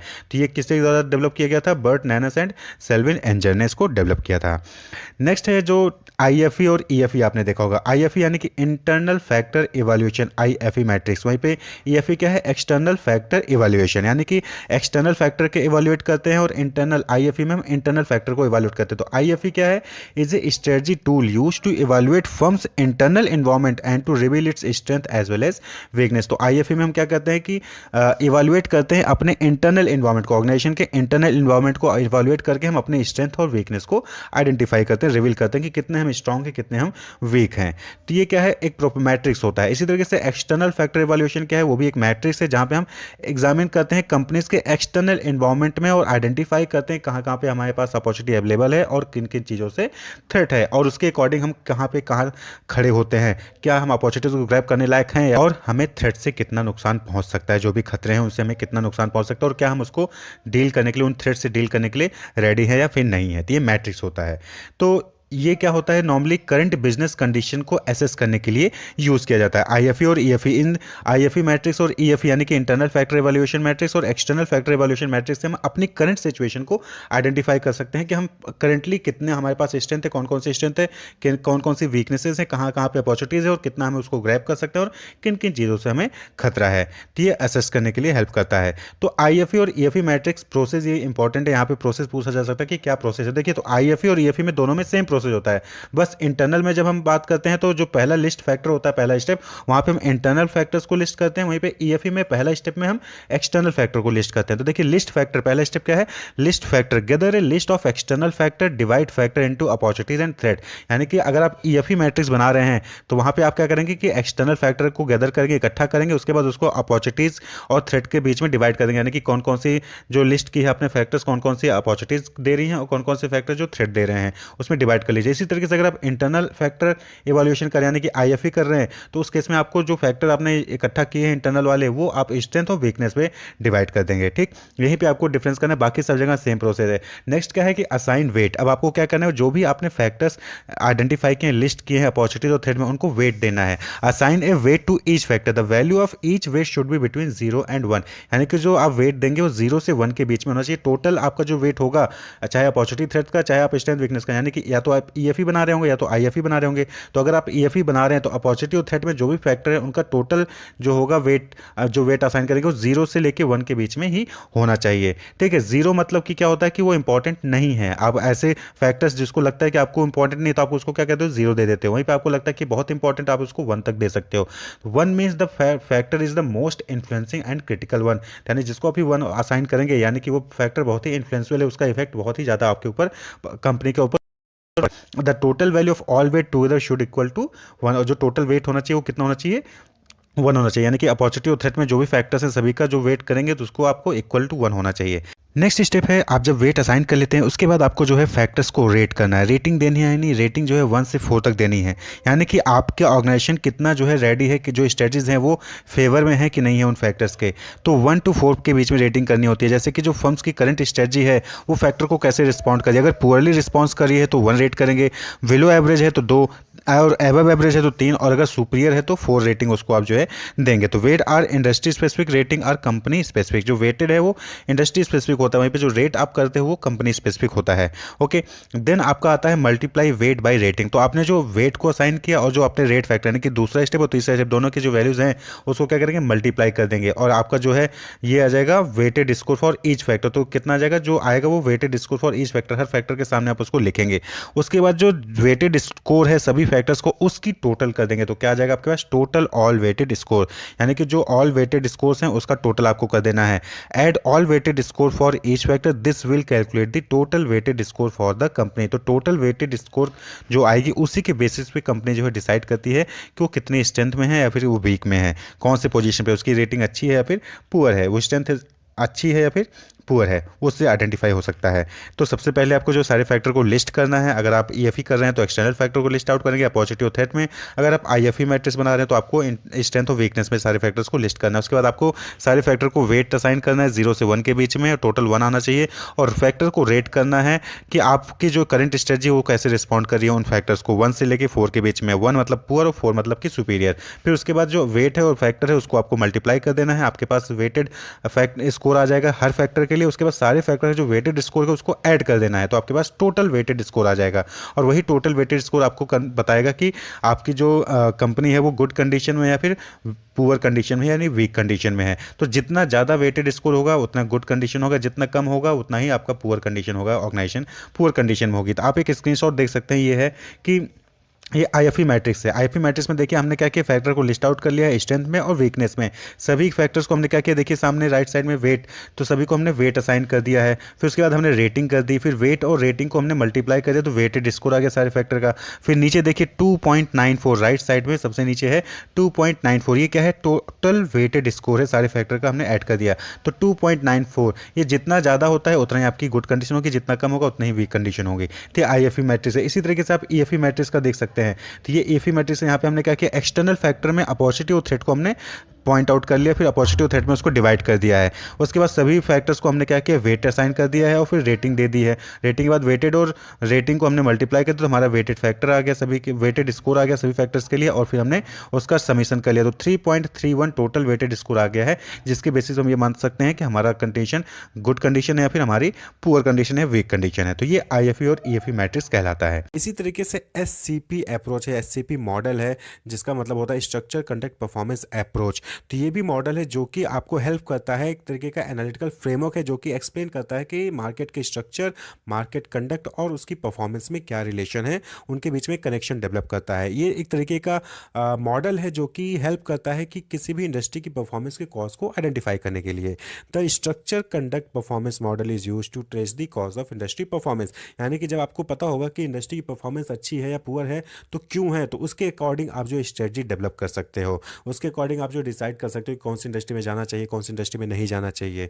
ठीक है, तो ये आपको जो है एक एनालिटिकल फ्रेमवर्क प्रोवाइड करता है, जिसके बेसिस आप किसी भी इंडस्ट्री की परफॉर्मेंस के कारण को आइडेंटिफाई कर सकते हो, उसके हिसाब से आप जो है अपनी स्ट्रेटजी डेवलप कर सकते हो। ये जो एससीपी अप्रोच है, ये पहली बार जो डेवलप किया गया था, ये इकोनॉमिस्ट हैं एडवर्ड चैम्बलिन और जॉन रॉबिन्सन 1933 में इन्होंने पब्लिश किया था, और इस मॉडल को डेवलप किया था किसने, जो एस बेन ने। जो एस बेन ने इसको डेवलप किया था, और ये एक तरीके का इंडस्ट्रियल ऑर्गेनाइजेशन इकोनॉमिक मॉडल है, जो कि इंडस्ट्री की परफॉर्मेंस को कॉस्ट को जो है ट्रेस करने में हेल्प करता है। और ये इसमें ये भी बताता है कि जो इंडस्ट्री की परफॉर्मेंस है वो डिपेंड करती है उस इंडस्ट्री में फर्म्स के कंडक्ट पे, और वो जो फर्म्स का कंडक्ट होता है वो डिपेंड करता है मार्केट के स्ट्रक्चर पे। एर्ग्यूज दैट, यानी कि एससीपी मॉडल ये कहता है कि market structure is a determinant of firm conduct, यानी कि मार्केट स्ट्रक्चर पे फर्म्स की कंडक्ट डिपेंड करती है, और which in turn determines the performance, और उसी के बेसिस पे जो है परफॉर्मेंस डिटरमाइन की जाती है। मार्केट स्ट्रक्चर कैसा है उसी पे फर्म्स की कंडक्ट डिपेंड करती है, और फर्म्स की कंडक्ट की वजह से परफॉर्मेंस डिटरमाइन होता है। Performance of an industry depends on conduct of firms which depends on market structure.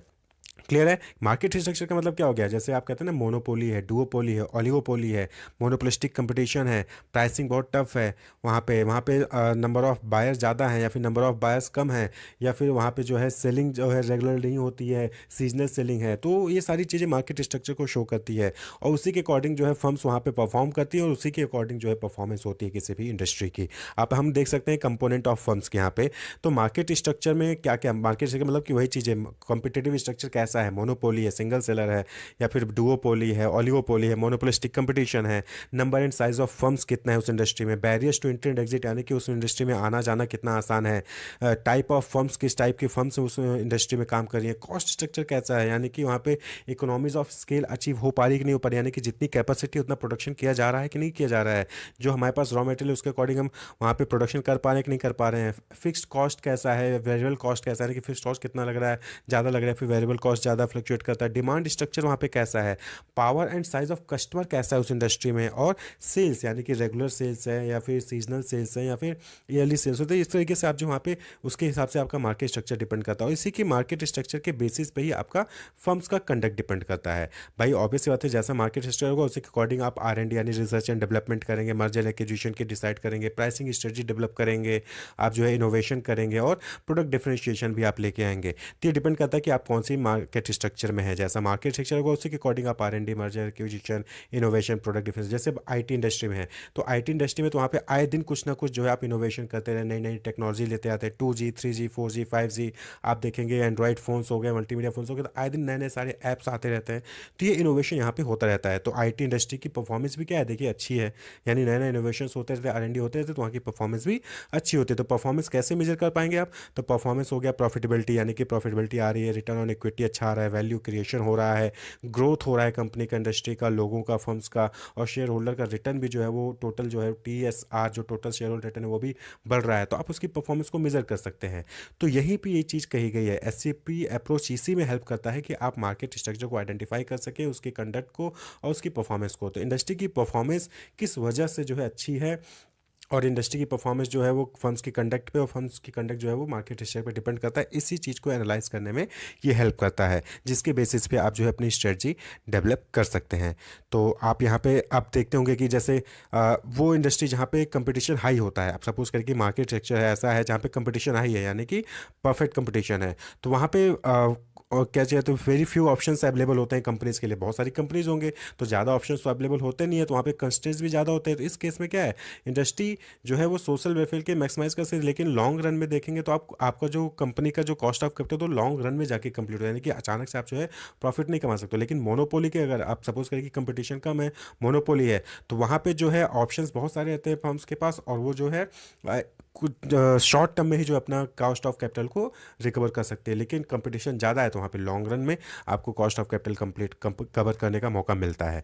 तो ये डिपेंड करता है कि इंडस्ट्री का मार्केट स्ट्रक्चर कैसा है, उसके बेसिस पे उसकी परफॉर्मेंस भी होती है। माइकल पॉर्टर 5 फोर्सेस मॉडल, ये डेवलप किया गया था माइकल पॉर्टर द्वारा। पॉर्टर 5 फोर्सेस मॉडल एक्चुअली में इंडस्ट्री की एनालिसिस करने में हेल्प करता है, यानी कि किसी भी इंडस्ट्री की क्या स्ट्रेंथ है, क्या वीकनेस है, उसको आइडेंटिफाई करने में ये पॉर्टर 5 फोर्सेस मॉडल हेल्प करता है। नाम से क्लियर है कि यहाँ पे क्या है, 5 कम्पिटिटिव फोर्सेज होते हैं किसी भी इंडस्ट्री की जिसमें उसकी स्ट्रेंथ है वीकनेस डिपेंड करती है, और उसी के बेसिस पे जो क्या होती है, कंपनी होती है, जो कॉर्पोरेट होते हैं वो अपनी जो है स्ट्रेटजीज डेवलप करते हैं। तो अभी जो इससे पहले आपने देखा स्वॉट एनालिसिस हो गया, पेस्टेल एनालिसिस हो गया, क्वेस्ट हो गया, ईटॉप हो गया, आईएफई या फिर ईएफई मैट्रिक्स हो गया, ये इंडस्ट्री लेवल, ये जो है कंपनी लेवल पे था। ये जो माइकल पॉर्टर 5 फोर्सेज मॉडल है, ये क्या है, ये इंडस्ट्री लेवल पे है। तो 5 इंपॉर्टेंट फोर्सेज होते हैं किसी भी इंडस्ट्री में। Porter 5 forces is a model that identify and analyse 5 competitive forces that shape every industry. तो किसी भी इंडस्ट्री में जो 5 कम्पिटिटिव फोर्सेज होते हैं उसकी एनालिसिस को ही पॉर्टर 5 फोर्सेज मॉडल कहते हैं। और ये जो एनालिसिस हेल्प करता है किसी भी इंडस्ट्री की वीकनेस और स्ट्रेंथ को आइडेंटिफाई करने में, जिसके बेसिस पे कंपनी अपनी स्ट्रेटजीज डेवलप करती हैं। 5 forces analysis to identify an industry's structure to determine corporate strategy. जो कॉर्पोरेट होते हैं, जो ऑर्गेनाइजेशन होते हैं, वो अपनी स्ट्रेटजी को डेवलप करने के लिए इंडस्ट्री के स्ट्रक्चर को जो है बेस बनाते हैं, उसको आइडेंटिफाई करते हैं कि वहाँ उसकी क्या वीकनेस है, क्या स्ट्रेंथ है किसी भी इंडस्ट्री की, उसके बेसिस पे कॉर्पोरेट स्ट्रेटजीज डेवलप की जाती हैं। तो कौन कौन से फोर्सेज हैं, 5 फोर्सेज हैं जो कि पॉर्टर 5 फोर्सेज मॉडल में एनालाइज किए जाते हैं इंडस्ट्री एनालिसिस के लिए। तो वो 5 फोर्सेज है। पहला, राइवलरी अमॉन्ग एग्जिस्टिंग कंपटीटर्स, यानी कि जो किसी भी इंडस्ट्री में जो ऑलरेडी कंपटीटर एग्जिस्ट कर रहे हैं उनके बीच में क्या राइवलरी है। Bargaining power of supplier, supplier की कितनी बार्गेनिंग पावर है किसी भी इंडस्ट्री में। Bargaining power of buyer, buyer की क्या बार्गेनिंग पावर है किसी भी इंडस्ट्री में। और threat of new entrance, new entrance का कितना खतरा है किसी भी इंडस्ट्री में, यानी कि किसी भी इंडस्ट्री में नए कंपनीज का आना और नए कंपनीज का बाहर जाना कितना आसान है, कितना टफ है वो। और वहीं पे थ्रेट ऑफ सब्स्टिट्यूट प्रोडक्ट, यानी सब्स्टिट्यूट प्रोडक्ट का कितना खतरा है किसी भी इंडस्ट्री में। तो ये 5 फोर्सेज हैं जिसकी एनालिसिस की जाती है, और इसी के एनालिसिस के बेसिस पे वीकनेस और स्ट्रेंथ को आइडेंटिफाई किया जाता है किसी भी इंडस्ट्री के लिए, और उसी के बेसिस पे कॉर्पोरेट अपनी स्ट्रेटजी बनाती है। किसी भी इंडस्ट्री में घुसना कितना आसान है, वहाँ से बाहर आना कितना आसान है, बार्गेनिंग पावर ऑफ सप्लायर बाहर कितनी है, एग्जिस्टिंग जो कंपटीटर्स उनके बीच में राइवलरी कितनी है, वही उसकी एनालिसिस को ही पॉर्टर 5 फोर्सेज मॉडल कहा जाता है। तो आप ये देख सकते हैं यहाँ पे क्या है, थ्रेट ऑफ न्यू एंट्रेंट्स है, आप ऊपर देख सकते हैं थ्रेट ऑफ न्यू एंट्रेंट्स, यानी कि एंट्री के लिए क्या बैरियर्स हैं, इकोनॉमी स्केल कैसा है उस इंडस्ट्री में, ब्रांड लॉयल्टी क्या है इंडस्ट्री के लोगों की, कैपिटल रिक्वायरमेंट्स क्या चाहिए होती हैं उस इंडस्ट्री में घुसने के लिए, क्यूमुलेटिव एक्सपीरियंसेस क्या है, गवर्नमेंट पॉलिसीज क्या है उस इंडस्ट्री के लिए, डिस्ट्रीब्यूशन चैनल को एक्सेस किया जा सकता है कि नहीं किया सकता उस इंडस्ट्री में, स्विचिंग कॉस्ट क्या होगी इंडस्ट्री के लिए। इसी तरीके से बार्गेनिंग पावर ऑफ बायर है, तो नंबर ऑफ कस्टमर्स कितने हैं, साइज क्या है, कस्टमर ऑर्डर का साइज क्या है, मतलब कि कितने सिंगल यूनिट में प्रोडक्ट को परचेज किया जा रहा है कि मल्टीपल यूनिट में प्रोडक्ट को परचेज किया जा रहा है, कंपटीटर्स के बीच में कुछ डिफरेंसेस हैं या नहीं है, प्राइस सेंसिटिविटी कितनी है। तो इसी तरीके से आप जो है बाकी सारे फैक्टर्स को भी यहाँ पे देख सकते हैं। तो जो बात करें तो 5 फैक्टर्स जो है वो पॉर्टर 5 फोर्सेज मॉडल में इंडस्ट्री एनालिसिस के लिए यूज़ किए जाते हैं।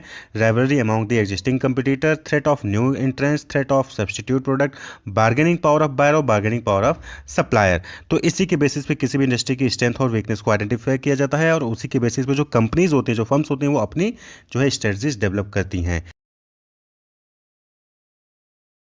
तो सबसे पहले इंटरनल अप्रेजल क्या होता है। तो देखिए, अप्रेजल का मतलब क्या होता है। Appraisal means the act of estimating और जजिंग द नेचर और वैल्यू ऑफ समथिंग और समवन, यानी कि आप क्या करते हो, एस्टिमेट करते हो या फिर जज करते हो किसी भी नेचर या फिर किसी चीज़ की वैल्यू को, तो उसको क्या लेते हैं, अप्रेजल। तो इंटरनल अप्रेजल का मतलब क्या होगा कि internal appraisal means to evaluate the firm's on capacities and to meet the requirement of existing activities efficiently and effectively. तो जो इंटरनल अप्रेजल में क्या होता है कि फर्म जो है अपने खुद की कैपेसिटी को जो है इवेलुएट करती है, चेक करती है, अप्रेज करती है, और साथ ही साथ ये भी चेक करती है कि जो एक्टिविटीज़ ऑर्गेनाइजेशन में परफॉर्म हो रही हैं उसके लिए क्या वो रिक्वायरमेंट्स जो चाहिए उस एक्टिविटीज़ को परफॉर्म करने के लिए, क्या वो ऑर्गेनाइजेशन के पास है या नहीं है, ताकि वो एफिशिएंटली और इफेक्टिवली उस एक्टिविटीज़ को परफॉर्म कर सके। तो इंटरनल अप्रेजल का मतलब क्या हो गया कि खुद का अप्रेजल करना, खुद की चीज़ों को इवेलुएट करना, अपनी कैपेसिटीज़ को, अपने रिक्वायरमेंट्स को चेक करना कि क्या हमारे पास हम काबिल हैं कि नहीं है अपनी ऑर्गेनाइजेशन की एक्टिविटीज़ को इफिशिएंटली और इफेक्टिवली परफॉर्म करने के लिए। तो उसको इंटरनल अप्रेजल कहते हैं। And also to meet the challenge और threat indicated on the basis of external appraisal. तो एक्सटर्नल अप्रेजल का मतलब कि जो एक्सटर्नल इन्वायरमेंट को जब आप इवेलुएट करते हो तो उसमें जो भी चैलेंज या थ्रेट्स होते हैं तो क्या हम उससे डील कर पाएंगे कि नहीं कर पाएंगे, वो भी जो है हेल्प करता है, उसको आइडेंटिफाई करने में हेल्प करता है इंटरनल अप्रेजल। तो इंटरनल अप्रेजल के बेसिस पे एक तो हम खुद की कैपेसिटीज़ को तो आइडेंटिफाई करते हैं, साथ ही साथ हम ये भी चेक कर सकते हैं, ये भी चेक करते हैं कि हम जो एक्सटर्नल थ्रेट्स हैं, एक्सटर्नल चैलेंजेस हैं, उसको हम डील कर पाएंगे या नहीं कर पाएंगे। तो the internal appraisal is often refers to as resource audit, यानी कि हमारे पास क्या रिसोर्सेज हैं, हमारे पास क्या कैपेबिलिटीज़ हैं, उसको चेक करना। तो इंटरनल अप्रेजल को हम रिसोर्स ऑडिट के नाम से भी जो है रिफर करते हैं। तो इसमें जो है नॉर्मली हम तीन चीज़ों को देखते हैं, रिसोर्स, कैपेबिलिटीज़ और कोर कंपिटेंसीज। इन तीन चीज़ों को इवेलुएट करते हैं कि खुद की कंपनी के पास क्या रिसोर्सेज हैं, क्या कैपेबिलिटीज़ हैं और क्या कोर कंपिटेंसीज हैं, उसका हम जो है अप्रेजल करते हैं, उसको हम चेक करते हैं, इवेलुएट करते हैं। तो इंटरनल अप्रेजल ओवरऑल मतलब क्या हुआ कि खुद की कंपनी यानी जो भी ऑर्गेनाइजेशन है उसकी इंटरनल चीज़ों को, उसकी कैपेसिटीज़ को, उसकी जो है रिक्वायरमेंट्स को, उसकी जो एग्जिस्टिंग कैपेसिटी है उसको हम चेक करते हैं, उसको इवेलुएट करते हैं। एग्जिस्टिंग रिसोर्सेज हैं, कैपेबिलिटीज़ हैं, कोर कंपिटेंसीज हैं, उसको हम इवेलुएट करते हैं। तो वही चीज़ इंटरनल अप्रेजल कहलाता है। अब बात कर लें 9M फ्रेमवर्क की। तो 9M फ्रेमवर्क क्या है, वो इंटरनल अप्रेजल का एक टेक्निक है, रिसोर्स ऑडिट का एक टेक्निक है। A common framework that can be utilize to aid a structure review of resource and capabilities known as the 9M framework. यानी कि यहाँ पे 9M होते हैं, उनको हम क्या करते हैं, इवेलुएट करते हैं। तो हम किसी भी ऑर्गेनाइजेशन की कैपेबिलिटी को या फिर रिसोर्सेज को हम रिव्यू कर सकते हैं कि उसके पास क्या कैपेबिलिटी है, क्या रिसोर्सेज हैं। तो पहला चीज़ मैन एंड वुमेन, यानी कि ह्यूमन रिसोर्स। आप ह्यूमन रिसोर्स को अब जो है चेक करते हो, तो पहला एम ये हो गया। फिर है मैनेजमेंट, मैनेजमेंट को आप रिव्यू कर सकते हो। तीसरा एम है मनी, मनी को आप रिव्यू करिए। मेकअप, यानी कि आप कैसे प्रोडक्ट को डेवलप कर रहे हैं। मशीनरी क्या है आपके पास, मेथड्स क्या है, मार्केट्स कहाँ अवेलेबल है, मटेरियल क्या चीज़ें हैं आपके पास, मैनेजमेंट इन्फॉर्मेशन आपके पास कौन सी है, कौन सी नहीं है। तो ये सारे एम हैं जिस, और यही एम क्या कहलाते हैं, 9M। ये 9M है और यही 9M का क्या रिव्यू करते हो, तो इससे आपको अपनी कैपेबिलिटी, अपने रिसोर्सेज के बारे में, ऑर्गेनाइजेशन के बारे में आपको पता चल जाएगा। तो ये रिसोर्स ऑडिट का एक फ्रेमवर्क है, 9M फ्रेमवर्क। नेक्स्ट है आपका जो है टॉपिक वो ऑर्गेनाइजेशनल अप्रेजल। तो देखिए इंटरनल अप्रेजल में आपने अपनी कैपेसिटीज़ को, अपनी कैपेसिटी को एवेल्युएट किया था। ऑर्गेनाइजेशनल अप्रेजल हम इंटरनल इन्वायरमेंट को अप्रेज करते हैं। क्या करते हैं, इंटरनल इन्वायरमेंट को अप्रेज करते हैं। तो process of monitoring and organizational internal environment to identify strength and weakness that may influence the firm's ability to achieve goal. तो यहाँ पे हम क्या करते हैं कि हम अपने इंटरनल इन्वायरमेंट को आइडेंटिफाई करते हैं, अपने स्ट्रेंथ और वीकनेस को आइडेंटिफाई करते हैं। उस इन्वायरमेंट में, इंटरनल इन्वायरमेंट में क्या है जो कि हमारे गोल्स को अचीव करने में इन्फ्लुएंस डाल सकता है। तो उसको कहते हैं organisational appraisal. Appraisal of internal environment enables a firm to decide what it can do. तो जो इंटरनल एनवायरनमेंट का जब हम अप्रेजल करते हैं, इवैल्यूएट करते हैं, तो हेल्प करता है ये डिसीजन लेने में कि हम क्या कर सकते हैं और क्या नहीं कर सकते हैं। तो फैक्टर्स अफेक्टिंग ऑर्गेनाइजेशनल अप्रेजल, यानी कि कौन से फैक्टर्स हैं जो ऑर्गेनाइजेशनल अप्रेजल को अफेक्ट करते हैं। तो स्ट्रेटजी क्या है, टेक्नोलॉजी क्या है, पीपल कौन से हैं ऑर्गेनाइजेशन में, टास्क क्या है, साइज क्या है, इन्वायरमेंट कैसा है ऑर्गेनाइजेशन अप्रेजल के। ये सारे फैक्टर्स हैं जो कि ऑर्गेनाइजेशन अप्रेजल में इम्पैक्ट डालते हैं, इफेक्ट डालते हैं। तो strategy, technology, people, task, size और इन्वायरमेंट, ये इंटरनल इन्वायरमेंट के पार्ट हैं और यही जो है ऑर्गेनाइजेशनल अप्रेजल में इफेक्ट करते हैं, इन्फ्लुएंस करते हैं कि हम ऑर्गेनाइजेशन जो है अपने गोल्स को अचीव कर पाएगा या नहीं कर पाएगा। नेक्स्ट है कि हम ऑर्गेनाइजेशनल अप्रेजल कैसे करते हैं, मेथड क्या है, टेक्निक्स क्या है ऑर्गेनाइजेशनल अप्रेजल के। तो सबसे पहले है रिसोर्स बेस्ड व्यू यानी RVV एनालिसिस। तो यहाँ पे देखिए नाम से क्लियर है कि रिसोर्स बेस्ड, यानी कि हम कहते हैं इस पे रिसोर्सेज की जो है हम एनालिसिस करते हैं।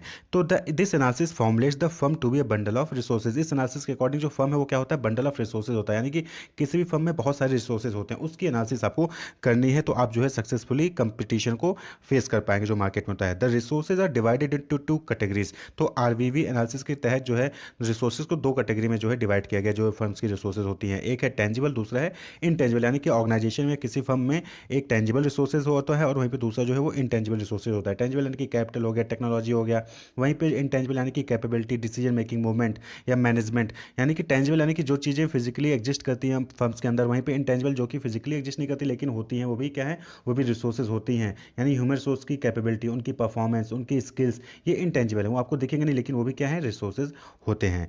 तो these resources and the way they are combined make firms different from one another. तो ये जो रिसोर्सेज हैं अलग अलग किसी भी फर्म्स की, और वो किस तरीके से कंबाइन किए जाते हैं, और यही जो कॉम्बिनेशन है रिसोर्सेज का किसी भी फर्म का, वो दूसरे कंपटीटर से डिफरेंट करती हैं किसी भी ऑर्गेनाइजेशन को। यानी कि एक तरीके से कंपिटेटिव एडवांटेज प्रोवाइड करती हैं यही रिसोर्सेज जो भी ऑर्गेनाइजेशन के पास होती हैं। तो एज पर RVV एनालिसिस, तो रिसोर्स बेस्ड व्यू के according organisation should look inside the company to find out the competitive advantage instead of looking at the competitive environment. तो RVV एनालिसिस यही कहता है कि रिसोर्स बेस्ड व्यू के according organisation को company के competitive advantage पे फोकस करना चाहिए। यानी कि कंपनी के पास कौन से रिसोर्सेज हैं, उसको कैसे सही तरीके से कंबाइन किया जा सकता है, उसको कैसे सही तरीके से यूटिलाइज किया जा सकता है, ना कि कंपिटेटिव इन्वायरमेंट इन्वायरमेंट को फोकस करके।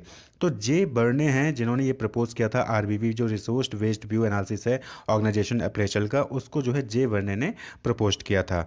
इसमें उन्होंने दो चीज़ें कही थी कि टू क्रिटिकल अजम्पशन इसमें मानी गई थी कि that these resources should be heterogeneous and immovable, यानी कि जो रिसोर्स वेस्ट व्यू में जो रिसोर्सेज हैं वो हेट्रोजीनियस होने चाहिए, यानी कि आपके कंपटीटर से डिफरेंट होने चाहिए रिसोर्सेज, कहीं सेम नहीं होने चाहिए। और दूसरा इमूवेबल होना चाहिए, यानी कि कॉपी करना इतना आसान नहीं होना चाहिए। जो आपके पास हेट्रोजीनियस रिसोर्सेज हैं उसको जो है वो इमेबल, यानी कि दूसरे लोग जल्दी से कॉपी ना कर पाए, आसानी से कॉपी ना कर पाए, वो मूव ना हो सके दूसरे कंपटीटर के पास। तो हेट्रोजीनियस और इमूवेबल रिसोर्सेज होने चाहिए, दो अजम्पशन मान के चला है। तो अगर हम रिसोर्स बेस्ड व्यू में देखें तो दो इंपॉर्टेंट चीज़ें हैं कि पहली चीज़ की रिसोर्सेज जो है फर्म के अंदर वो टेंजिबल है इंटेंजिबल होती हैं, और उन टेंजिबल इंटेंजिबल रिसोर्सेज को ऐसे कंबाइन करना है कि आप जो है कंपटीटर से डिफरेंट हो जाएं, और रिसोर्सेज आपके हेट्रोजीनियस और इमूवेबल होने चाहिए। और यही जो है क्या करता है, कंपटीटिव एडवांटेज देता है ऑर्गेनाइजेशन को। नेक्स्ट टेक्निक है ऑर्गेनाइजेशनल अप्रेजल का, दैट इज VRIO फ्रेमवर्क। तो VRIO जो है एक्रोनिम है किसका, value, V for value, R for rarity, I for imitability and O for organized, यानी ऑर्गेनाइजेशन। तो जो भी रिसोर्सेज हैं किसी भी ऑर्गेनाइजेशन के, अगर वो वैल्यूएबल हैं, रेयर हैं, इनइमिटेबल है, यानी कि उसको आसानी से कॉपी नहीं किया जा सकता, और ऑर्गेनाइज्ड है, ऑर्गेनाइजेशन के पास वो सारे रिसोर्सेज हैं, तो फिर ऑर्गेनाइजेशन कंपिटिटिव एडवांटेज सस्टेन कर सकता है, कंटिन्यूस कंपिटिटिव एडवांटेज मार्केट में पा सकता है। तो इसलिए VRIO फ्रेमवर्क होता है। ये डेवलप किया था जेबी बर्ने ने VRIO फ्रेमवर्क 1991 में, और ये जो है सिमिलर कॉन्सेप्ट इसी से मिलता जुलता VRIN भी जो है डेवलप किया गया था। तो VRIO क्या है, इंटरनल एनालिसिस करने का तरीका है, जहाँ पे जो इसका यूज़ किया जाता है इंटरनल रिसोर्सेज को आइडेंटिफाई और इवेलुएट करने के लिए किसी भी कंपनी का। तो फॉर सस्टेन्ड कंपिटिटिव एडवांटेज, यानी कि कंटिन्यूस कंपिटिटिव एडवांटेज अगर कंपनी को पाना है मार्केट में, तो उसके पास जो रिसोर्सेज हैं, जो कैपेबिलिटी हैं, वो क्या होनी चाहिए, वैल्यूएबल, रेयर, इनइमिटेबल, यानी कि कोई इसका सब्सटीट्यूट ना अवेलेबल हो, एंड ऑर्गेनाइजेशन को सारे रिसोर्सेज पजेस्ट, यानी कि उसके पास होने चाहिए, चाहे वो कितने भी कॉस्टली हो, या फिर उसको इमिटेट करना कॉस्टली हो, चाहे ज़्यादा टाइम लग रहा हो, लेकिन उसके पास वो सारे रिसोर्सेज होने चाहिए, और वो वैल्यूएबल, रेयर और इनइमिटेबल होने चाहिए। तो फिर कंपनी जो है कंटिन्यूस एडवांटेज सस्टेन कर सकती है, कंटिन्यूस कंपिटिटिव एडवांटेज पा सकती है। तो VRIO फ्रेमवर्क क्या कहता है कि इसमें इंटरनल एनालिसिस करने का तरीका है, जहाँ पे हम किसी भी कंपनी के रिसोर्सेज को आइडेंटिफाई करते हैं और इवेल्युएट करते हैं कि वो कितने वैल्यूएबल हैं, रेयर हैं कि नहीं है, इनइमिटेबल है या नहीं है, और वो सारे के सारे ऑर्गेनाइजेशन के पास हैं या नहीं है। तो VRIO फ्रेमवर्क को हम इस पिक्चर से समझते हैं। तो देखिए, अगर कंपनी के पास जो रिसोर्सेज हैं वो वैल्यूएबल हैं, यानी तो फिर वो कंपिटिटिव एडवांटेज पा सकती है, लेकिन अगर वैल्यूएबल नहीं है तो कंपिटिटिव एडवांटेज नहीं मिलेगा, कंपिटिटिव डिसएडवांटेज मिलेगा। वहीं पे अगर रेयर है, यानी कि जो रिसोर्सेज है वो रेयर है, आसानी से मार्केट में अवेलेबल नहीं है, तो फिर कंपिटिटिव एडवांटेज मिलेगा ऑर्गेनाइजेशन को। अगर रेयरली नहीं है, यानी कि रेयर नहीं है, यानी कि इजिली अवेलेबल है मार्केट में, तो फिर कंपिटिटिव इक्वलिटी होगी, पेरिटी होगी, कोई एडवांटेज नहीं मिलेगा। इसी तरीके से इनइमिटेबल होना चाहिए, जो रिसोर्सेज हैं कंपनी के पास वो इनइमिटेबल, यानी कि कोई आसानी से उसका कोई सब्सटीट्यूट नहीं है, फिर कॉपी नहीं कर सकता है। अगर ऐसा है तो कंपिटिटिव एडवांटेज है, लेकिन अगर नहीं है, नो, तो फिर टेम्पोररी कंपिटिटिव एडवांटेज है, क्योंकि उसको कॉपी करके दूसरा मार्केट में लॉन्च कर सकता है।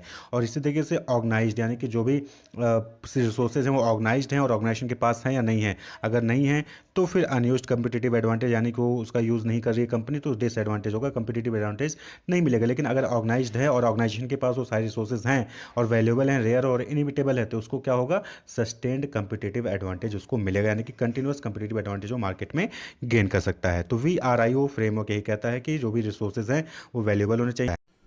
Building block of competitive advantage, देखिए आज के कॉम्पिटिटिव इन्वायरमेंट में एक ही प्रोडक्ट है, एक ही सर्विसेज है, उसको प्रोवाइड करने के लिए बहुत सारे मार्केट में जो है सेलर्स अवेलेबल हैं। तो ऐसे में सभी लोग कंपटीशन फेस कर रहे हैं, तो सभी चाहेंगे कि वो जो है इस कॉम्पिटिटिव इन्वायरमेंट में आगे रहें, अपने कॉम्पिटिटर से आगे रहें, बेटर प्रोडक्ट जो है वो कस्टमर को प्रोवाइड करें, डिफ्रेंशिएट कर सके अपने आप को कॉम्पिटिटर से, और सुपीरियर वैल्यू जो है वो जो है कस्टमर को प्रोवाइड करें और कम कॉस्ट में प्रोवाइड करें। तो जब कोई भी कंपनी अपने कॉम्पिटिटर से कम खर्चे में जो है सुपीरियर क्वालिटी का गुड्स और सर्विसेज अपने कस्टमर को प्रोवाइड करता है, यानी कि उस कंपनी के पास कॉम्पिटिटिव एडवांटेज है, यानी कि वो अपने कॉम्पिटिटर से आगे है। क्लियर? तो competitive advantage means a company is able to produce goods and services better और more cheaply than its competitors. और ये जो कॉम्पिटिटिव एडवांटेज होता है, ये जो है जो कंपनी है उसको प्रोवाइड करेगा cost leadership, differentiation and superior value creation.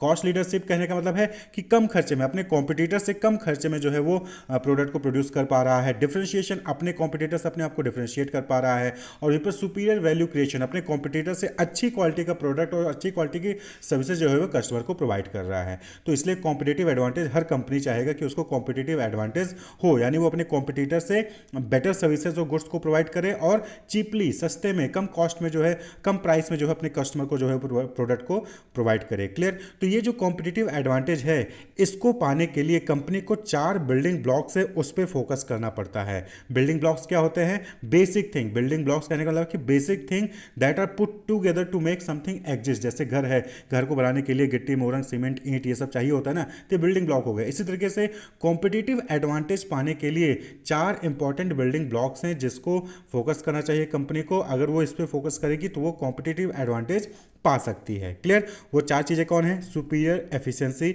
Superior quality, superior innovation and superior customer responsiveness. Superior efficiency, superior quality, superior innovation and superior customer responsiveness. तो एक एक करके हम इनको देखें। तो सुपीरियर एफिशिएंसी, सुपीरियर एफिशिएंसी कहने का मतलब है कि बिना टाइम और एनर्जी को वेस्ट किए हुए कम कॉस्ट में इनपुट्स को जो है यूज करना और आउटपुट को प्रोड्यूस करना ही सुपीरियर एफिशिएंसी कहलाता है। तो focuses on reducing the cost of input to produce a given output leading to a lower cost structure and a competitive advantage in pricing. भाई जब आप कम खर्चे में और ज़्यादा बिना टाइम को वेस्ट किए, बिना एनर्जी को वेस्ट किए, कम खर्चे में जो है ज़्यादा क्वांटिटी का आउटपुट प्रोड्यूस कर पा रहा है कोई कंपनी, तो बट ऑब्वियस सी बात है कि उसको कॉम्पिटिटिव एडवांटेज मिलेगा कि वो कम खर्चे में ज़्यादा प्रोडक्ट प्रोड्यूस कर रहा है, यानी कि उसकी प्राइसिंग भी कम रहेगी, तो वो कॉम्पिटिटर से आगे रहेगा, यानी कि कॉम्पिटिटिव एडवांटेज ये प्रोवाइड करेगा। वहीं पर सुपीरियर क्वालिटी, देखिए सुपीरियर एफिशिएंसी यानी कि अपने कॉम्पिटिटर से ज़्यादा एफिशिएंट होना होगा, तभी आपको कॉम्पिटिटिव एडवांटेज मिलेगा। सुपीरियर क्वालिटी यानी अपनी कॉम्पिटिटर से अच्छी क्वालिटी का प्रोडक्ट जो है आपको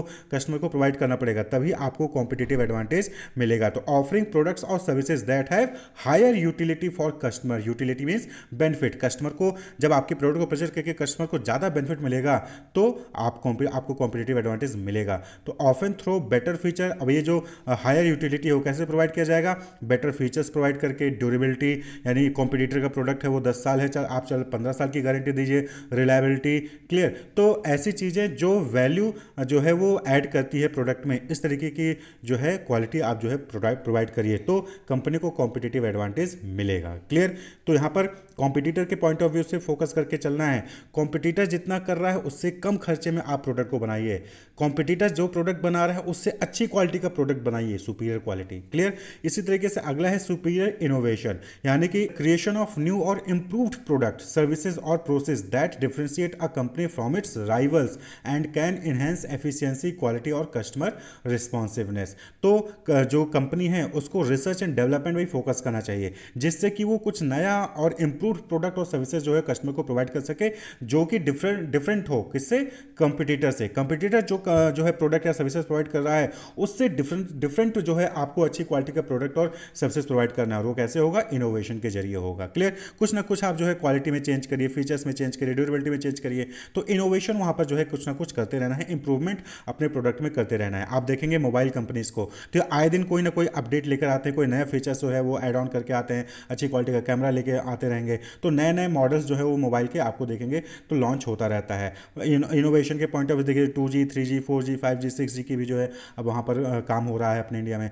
तो इस तरीके से इनोवेशन पे सभी कंपनीज को फोकस करना पड़ता है। ऑटोमोबाइल्स में देखिए तो पहले डीजल, फिर पेट्रोल, फिर जो है वहाँ पर CNG आई, फिर अब जो है इलेक्ट्रॉनिक व्हीकल कार्स जो है वो उस पर काम किया जा रहा है। तो इनोवेशन पे फोकस करना पड़ेगा और कॉम्पिटिटर से अच्छा इनोवेशन आपको करना पड़ेगा, तभी जो है आपको कॉम्पिटिटिव एडवांटेज मिलेगा। क्लियर? तो कॉम्पिटिटिव एडवांटेज पाने के लिए सुपीरियर एफिशिएंसी और सुपीरियर क्वालिटी के साथ साथ सुपीरियर इनोवेशन पे भी ध्यान देना होगा, और इसके साथ साथ सुपीरियर कस्टमर रिस्पॉन्सिवनेस। भाई आप प्रोडक्ट तो बहुत अच्छा दे रहे हो, लेकिन सपोज कि कभी कोई प्रोडक्ट में प्रॉब्लम आ गई और कस्टमर जो है आपको कांटेक्ट करना चाहता है, आपका कोई कांटेक्ट ही नहीं है, आपसे कांटेक्ट कर ही नहीं पा रहा, उसका प्रॉब्लम रिजॉल्व हो ही नहीं पा रहा है, तो ऐसे में क्या होगा कि कस्टमर को नेगेटिव फीडबैक जाएगा। तो यहाँ पर भी जो है एक इंपॉर्टेंट बिल्डिंग ब्लॉक है, that is superior customer responsiveness, यानी कस्टमर की फीडबैक को लेना वहाँ पर जरूरी है, कस्टमर की प्रॉब्लम को जो है वहाँ पर सॉल्व करना जरूरी है, और तभी जो है कस्टमर रिस्पॉन्सिवनेस जो है वो अच्छा होगा किसी भी कंपनी का। और अगर कस्टमर सेटिस्फाई है तो कंपनी को वहाँ पर कॉम्पिटिटिव एडवांटेज मिलेगा ही मिलेगा।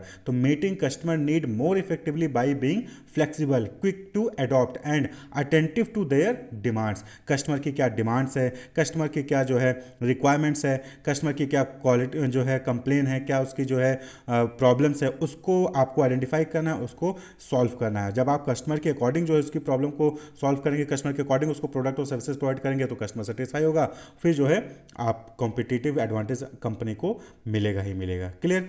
तो अगर हम देखें कि क्या सोर्सेज हैं इस कॉम्पिटिटिव एडवांटेज को पाने के लिए, तो ये 4 इंपॉर्टेंट चीज़ें जो superior efficiency, superior quality, superior innovation और सुपीरियर कस्टमर रिस्पॉन्सिवनेस, ये चारों सुपीरियर कब होंगे कॉम्पिटिटर से, अच्छे कब होंगे, सुपीरियर कब होंगे, जब आप कुछ चीज़ों पे फोकस करेंगे, जैसे कि launching new and unique product, जैसे कि सुपीरियर इनोवेशन, जब नया प्रोडक्ट लॉन्च किया जाएगा, कोई यूनिक प्रोडक्ट लॉन्च किया जाएगा जो कि मार्केट में अवेलेबल ही नहीं है और कस्टमर की नीड को फुलफिल करता है, तो आपको कॉम्पिटिटिव एडवांटेज मिलेगा।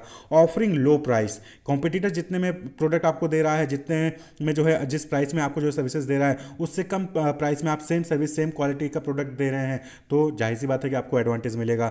रिड्यूसिंग कॉस्ट, कंपनी जो है वो प्रोडक्ट को बनाने की जो कॉस्ट है अगर उसको रिड्यूस कर ले जाती है बिना क्वालिटी के साथ कॉम्प्रोमाइज़ किए हुए, तो वहाँ पर जो है कॉम्पिटिटिव एडवांटेज मिलेगा।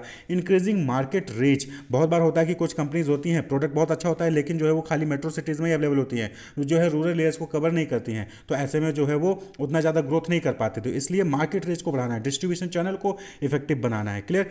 दूर दराज के इलाकों में भी आपका प्रोडक्ट वहाँ पर पहुँचे, तो जब प्रोडक्ट पहुँचेगा तो लोग परचेज करेंगे, तो आपका सेल वहाँ पर होगा, कंपनी का सेल जो है वहाँ पर होगा। इंप्रूविंग प्रोडक्शन कैपेसिटी, प्रोडक्शन की कैपेसिटी को भी इंक्रीज करना है और 100% कैपेसिटी को इस्तेमाल करने की कोशिश करनी है। भाई क्षमता है आपको पास कि आप एक दिन में 100 यूनिट बना सकते हो, लेकिन बना खाली 50 ही यूनिट रहे होते हैं, यानी कि आप प्रोडक्शन कैपेसिटी को कंप्लीटली यूटिलाइज नहीं कर रहे हो, तो प्रोडक्शन कैपेसिटी को भी इंप्रूव करना है। रिसर्च एंड डेवलपमेंट पे फोकस करना है, इन्वायरमेंट को स्कैन करते रहना है, चाहे वो इंटरनल हो चाहे वो एक्सटर्नल इन्वायरमेंट हो, माइक्रो हो मैक्रो हो, उसको हमेशा स्कैन कर रहे हैं, वहाँ कहाँ पर स्ट्रेंथ है, कहाँ पर वीकनेस है, कहाँ अपॉर्चुनिटी है, किन से थ्रेट है, इन सबको स्कैन करके इनको एनालिसिस करके उसके अकॉर्डिंगली जो है वहाँ पर स्ट्रेटजीज बनाते रहना है। एम्प्लॉयज़ को प्रॉपर ट्रेनिंग और डेवलपमेंट जो है टाइम टू टाइम देते रहना है, जैसे कि नई नई टेक्नोलॉजीज आ रही हैं, एआई आ गया, तो एआई के बारे में जो है अपने एम्प्लॉयज़ को वहाँ पर इन्फॉर्मेशन दीजिए जिससे कि वो एआई का इस्तेमाल करके जो है जो भी ऑर्गेनाइजेशन से रिलेटेड प्रॉब्लम्स है उसको वो सॉल्व कर सकें। और सबसे important cheese creating a brand image, brand image भी क्रिएट करना जरूरी है, क्योंकि ये भी जो है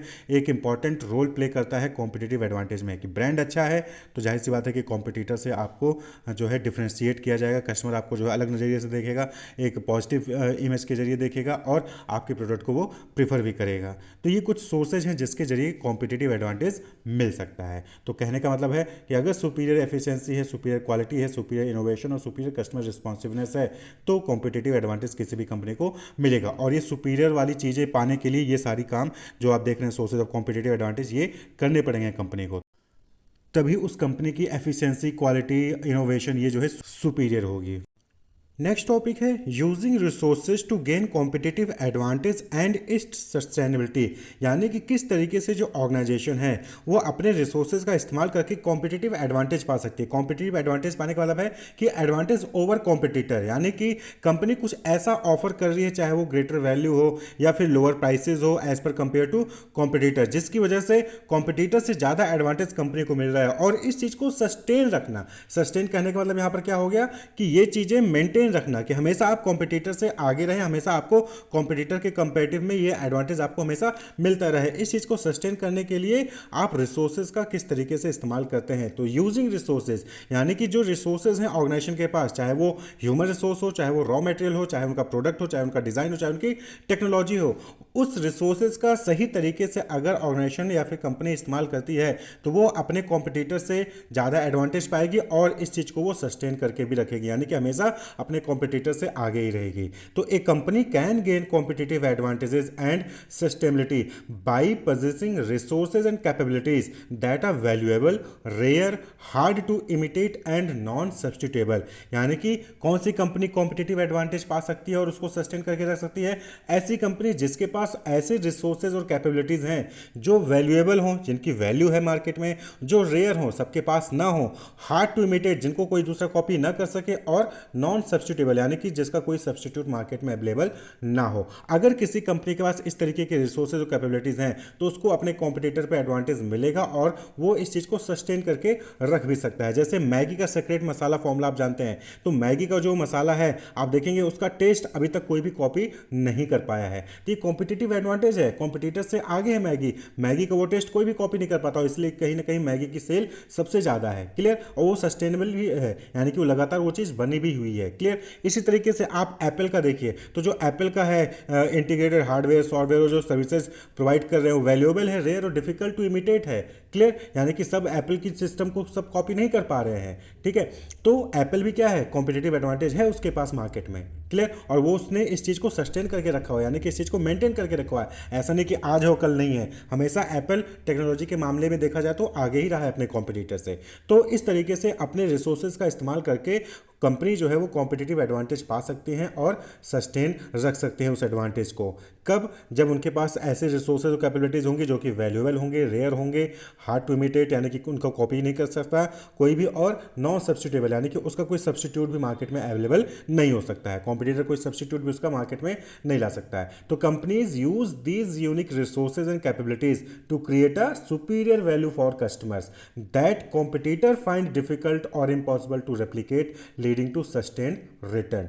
भाई कंपनी है, उनके पास जब इस तरीके के रिसोर्सेज होंगे, कैपेबिलिटीज होंगी, तो वो इसका इस्तेमाल करके एक सुपीरियर वैल्यू का जो है सुपीरियर वैल्यू क्रिएट करेंगे कस्टमर के लिए, एक सुपीरियर प्रोडक्ट या फिर सर्विसेज जो है वो प्रोवाइड करेंगे कस्टमर को, और उस चीज़ को कॉम्पिटिटर कॉपी भी नहीं कर पाएगा क्योंकि वो वैल्यूएबल है, वो रेयर है, वो हार्ड टू इमिटेट है, और जिसकी वजह से जो कंपनी है उसका प्रॉफिट हमेशा बनता ही रहेगा, हमेशा वो कॉम्पिटिटिव एडवांटेज पाता रहेगा अपने कॉम्पिटिटर से, क्लियर। तो एग्जाम्पल के तौर पर हमने मैगी का देखा, एप्पल का एग्जाम्पल वहां पर देखा। तो अब हम बात कर ले कि वो रिसोर्सेज कौन कौन से हो सकते हैं जिसका अगर सही तरीके से कंपनी इस्तेमाल करे तो वो कॉम्पिटिटिव एडवांटेज पा सकती है और उसको सस्टेन करके रख सकती है। तो सबसे पहला है ब्रांड रेपुटेशन, जैसे कि टाटा, यानी कि ब्रांड का नाम लेते ही जो है आपके माइंड में जो है पॉजिटिव इमेज क्रिएट हो उस कंपनी के लिए और आप उसका प्रोडक्ट परचेज करो ही करो, क्लियर। तो जब भी आपने देखा होगा कि जब भी कोई प्रोडक्ट परचेज करने जाते हो तो कोई ना कोई ऐसा प्रोडक्ट का ब्रांड होगा जिसको आप प्रीफर करोगे। अगर उस ब्रांड का प्रोडक्ट आपको मिल गया उस चीज में तो आप उसी को परचेज करोगे, दूसरा प्रोडक्ट, दूसरे ब्रांड का प्रोडक्ट आप परचेज ही नहीं करोगे। तो brand reputation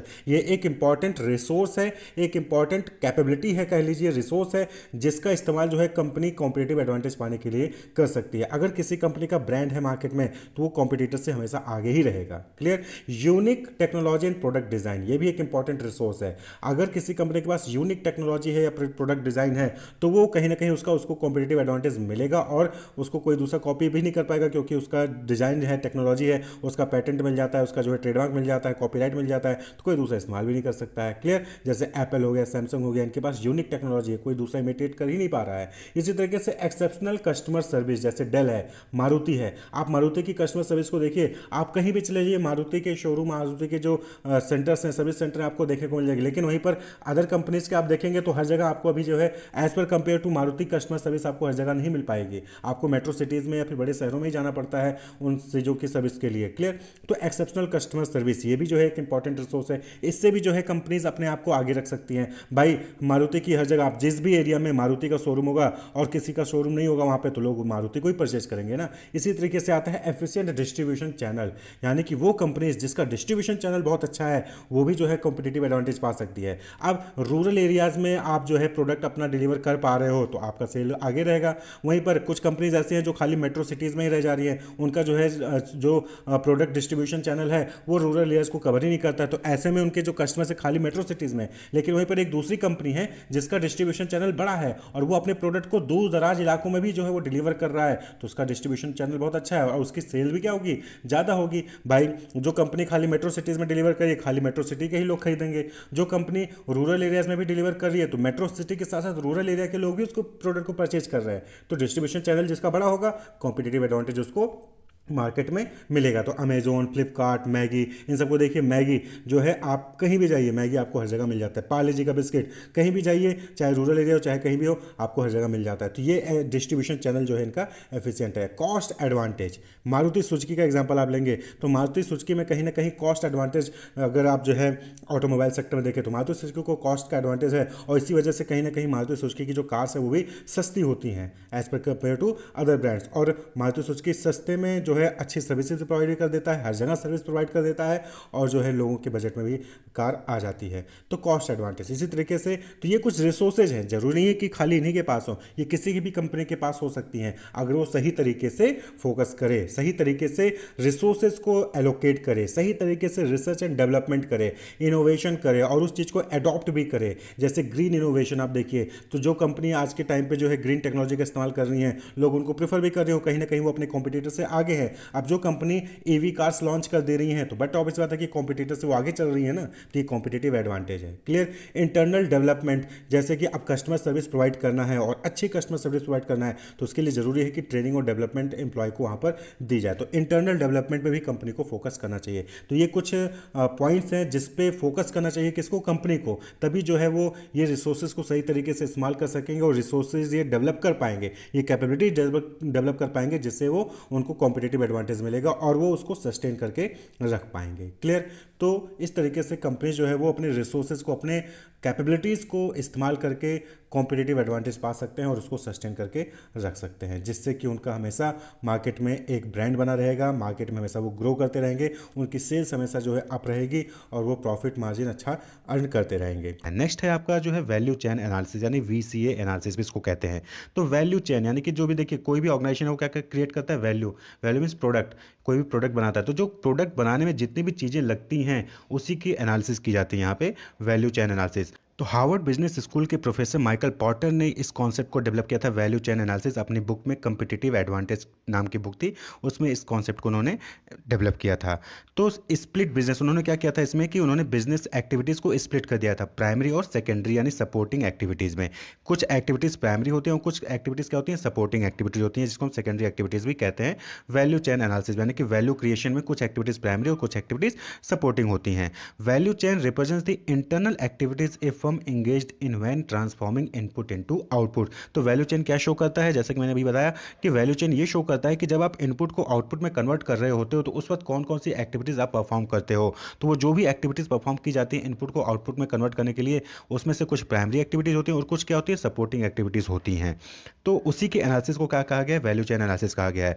value chain analysis is a process where a firm identifies its primary and supporting activities that add value to its final product and then analyse these activities to reduce cost और increase differentiation. यानी कि जो value chain analysis क्या है, एक process है जहां पे कंपनी अपने प्राइमरी और सपोर्टिंग एक्टिविटीज को आइडेंटिफाई करती है और उसके बाद इन्हीं एक्टिविटीज का यूज करती है, एनालाइज करती है कॉस्ट को कम करने के लिए या फिर अपने डिफरेंशिएशन को बढ़ाने के लिए कंपटीटर से। तो उसको वैल्यू चेन एनालिसिस कहते हैं। Value chain analysis is one way of identifying which activities are best undertaken by a business and which are best provided by other. तो वैल्यू चेन में एनालिसिस में क्या होता है कि इसमें हम अलग अलग एक्टिविटीज़ को देखते हैं, तो इसमें देखा जाता है कि कौन सी एक्टिविटीज़ है जिसमें बिजनेस अच्छा परफॉर्म कर रही है और कौन सी ऐसी एक्टिविटीज़ हैं जो कि आउटसोर्स होनी जानी चाहिए, जो कि दूसरे द्वारा प्रोवाइड की जा रही है वो अच्छे से परफॉर्म हो रहा है या फिर नहीं हो रहा है। तो देखिए प्राइमरी एक्टिविटीज़ और सपोर्टिंग एक्टिविटीज़। तो प्राइमरी एक्टिविटीज़ कौन कौन सी हैं, those that are directly concerned with creating and delivering a product, यानी कि वो एक्टिविटीज़ जो डायरेक्टली लिंक्ड हैं किससे, कंसर्न रखती हैं किससे, प्रोडक्ट को बनाने और उसको डिलीवर करने से, उसको हम क्या कहते हैं, प्राइमरी एक्टिविटीज़ कहते हैं। जैसे यहाँ पे देख सकते हैं inbound logistic, all those activities concerned with receiving end storing externally sourced material. Inbound यानी कि बाहर से कोई चीज़ आपके कंपनी में आ रहा है, इनबाउंड। तो all those activities concerned receiving end storing यानी कि वो सारी एक्टिविटीज़ जिसमें आप बाहर से कोई भी मटेरियल आ रहा है उसको रिसीव करते हो, उसको स्टोर करके रखते हो, तो उसको हम कहते हैं इनबाउंड लॉजिस्टिक। तो ये प्राइमरी एक्टिविटी होता है। इसी तरीके से ऑपरेशन यानी कि कन्वर्जन, जो भी मटेरियल आपने रिसीव किया उसको आप इनपुट से आउटपुट में कन्वर्ट करते हो, the manufacturing of product and services. तो ये भी क्या है, जो है प्राइमरी एक्टिविटी है, ऑपरेशन। इसी तरीके से नेक्स्ट है आउटबाउंड लॉजिस्टिक। यहाँ पे क्या होता है कि जब प्रोडक्ट बन जाता है तो अब आप प्रोडक्ट को बाहर बायर्स को सेल करने के लिए बायर्स को प्रोवाइड करते हो। All those activities associated with getting finish goods and services to buyer, यानी बायर को फिनिश गुड्स को प्रोवाइड करना, वो सारी एक्टिविटीज भी किस में आती हैं, प्राइमरी एक्टिविटीज में आती हैं। उसको हम क्या कहते हैं, आउटबाउंड लॉजिस्टिक्स कहते हैं। इसी तरीके से चौथा है मार्केटिंग एंड सेल्स, यानी प्रोडक्ट की मार्केटिंग और प्रोडक्ट को सेल करना से रिलेटेड जो भी एक्टिविटीज है वो भी क्या है, प्राइमरी एक्टिविटी में है। Essentially an information activity informing buyer and consumer about product and services, benefit, use, prices. तो मार्केटिंग एंड सेल्स भी क्या होता है, ये प्राइमरी एक्टिविटी होता है, क्योंकि ये भी सेल्स से रिलेटेड होता है, किसके, फाइनल गुड्स के। और पांचवा है service, all those activities associated with maintaining product performance after the product has been sold, यानी कि जब प्रोडक्ट आप सोल्ड कर देते हो उसके बाद जो भी प्रोडक्ट की परफॉर्मेंस है उसको मेंटेन करने के लिए, कस्टमर रिलेशनशिप मैनेज करने के लिए आप कहते हो सर्विस प्रोवाइड करते हो। तो ये जो पांच हैं, inbound logistic, operation, outbound logistic, marketing and sale और सर्विस, ये पांचों क्या है, प्राइमरी एक्टिविटी कहलाती है वैल्यू चेन एनालिसिस में, याद रखिएगा। नेक्स्ट एक्टिविटी है सपोर्ट एक्टिविटीज। सपोर्ट एक्टिविटीज यानी कि जो कि मेन जो प्रोडक्शन में है उसमें डायरेक्टली इन्वॉल्व नहीं होती लेकिन वो सपोर्ट करती है प्रोडक्शन प्रोडक्शन प्रोसेस को, जैसे कि ह्यूमन रिसोर्स मैनेजमेंट हो गया, टेक्नोलॉजी हो गया, प्रोक्योरमेंट हो गया, ये सारे क्या होते हैं, ये सपोर्टिंग एक्टिविटीज़ होती हैं जो कि मेन प्राइमरी एक्टिविटीज़ को सपोर्ट करती हैं, प्रोडक्शन को सपोर्ट करती हैं। जैसे कि पहला है procurement. This concern how resource are acquired for a business, यानी कि जो रिसोर्सेज हैं जो कि आप स्टोर करते हो, वो रिसीव करते हो, वो कैसे एक्वायर किए गए, यानी कि सोर्सिंग किससे लेना है, नेगोशिएट करना, मटेरियल सप्लायर से जो है नेगोशिएट करना, ये सारे क्या है प्रोक्योरमेंट की एक्टिविटीज़ होती हैं। और ये डायरेक्टली इन्वॉल्व नहीं होती प्रोडक्शन में, लेकिन ये सपोर्टिंग एक्टिविटी होती है, बिना इनके रॉ मटेरियल आपको मिलेगा ही नहीं। इसी तरीके से ह्यूमन रिसोर्स मैनेजमेंट जो एक्चुअली में काम कर रहे होते हैं, वो उनका रिक्रूटमेंट, उनका डेवलपमेंट, उनका motivation, rewarding workforce of a business, तो ये सारी चीज़ें एचआर मैनेजमेंट से रिलेटेड होती हैं। और ये भी क्या होती हैं, सपोर्टिंग एक्टिविटी होती हैं, प्राइमरी एक्टिविटीज़ नहीं होती, लेकिन इन पर भी जो है इंस्टीट्यूट का ऑर्गेनाइजेशन का कॉस्ट लगता है। टेक्नोलॉजी डेवलपमेंट हो गया, तो activities concern the managing information processing and development and protection of knowledge in a business. तो जो इन्फॉर्मेशन शेयरिंग होती है वो भी डायरेक्टली तो प्रोडक्शन से रिलेटेड नहीं है, लेकिन फिर भी वो इंपॉर्टेंट एस्पेक्ट होता है किसी भी ऑर्गेनाइजेशन का। और लास्ट है infrastructure, concern with a wide range of support system and function such as finance, planning, quality control, general seniors management. तो बहुत सारे इंफ्रास्ट्रक्चर में भी जो है खर्चे होते हैं, अलग अलग ऑफिसेज बनते हैं, लेकिन एक्चुअली में प्रोडक्शन से डायरेक्टली इन्वॉल्व नहीं होते हैं। तो ये क्या होते हैं, सपोर्टिंग एक्टिविटीज होते हैं, लेकिन इंपॉर्टेंट होते हैं, जो कि प्रोडक्शन में हेल्प करते हैं।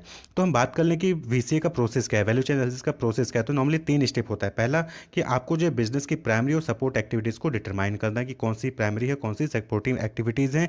उसके बाद जो है उसमें कितनी वैल्यूज़ है, कौन सी एक्टिविटी कितनी वैल्यूएबल है और क्या कॉस्ट आ रही है उस एक्टिविटीज़ में, ये इसको आपको एनालाइज करना है। और फिर उसके बाद उस अपॉर्चुनिटी को गेन करना है अपने कंपिटिटिव एडवांटेज के लिए, यानी कि जो भी एक्टिविटीज़ में आप जो है कम कॉस्ट में ज़्यादा वैल्यूएबल आप दे रहे हो, वैल्यू दे रहे हो, उस अपॉर्चुनिटी का आपको यूज़ करना है, ताकि आप कंपिटिटिव एडवांटेज मार्केट में पा सके। तो जो वैल्यू चेन एनालिसिस है उसको कुछ इस तरीके से, जैसा आप क्या फिगर में देख रहे होंगे, इस तरीके से हम जो है फिगर में बनाते हैं। तो जब आपको क्वेश्चन पूछा है तो आपको इस तरीके से फिगर बनाना है। सपोर्ट एक्टिविटीज यानी कि फर्म का infrastructure, HR management, technology development, procurement, ये क्या हो गई, सपोर्ट एक्टिविटीज होगी। नीचे इनबाउंड लॉजिस्टिक, यानी कि आपके पास मटेरियल आता है, फिर ऑपरेशन होता है, उसको कन्वर्ट करते हो, फिर आउटबाउंड लॉजिस्टिक होते हैं, बायर्स को पहुंचाते हो, बायर्स के लिए जो सप्लायर के थ्रू, रिटेलर्स के थ्रू।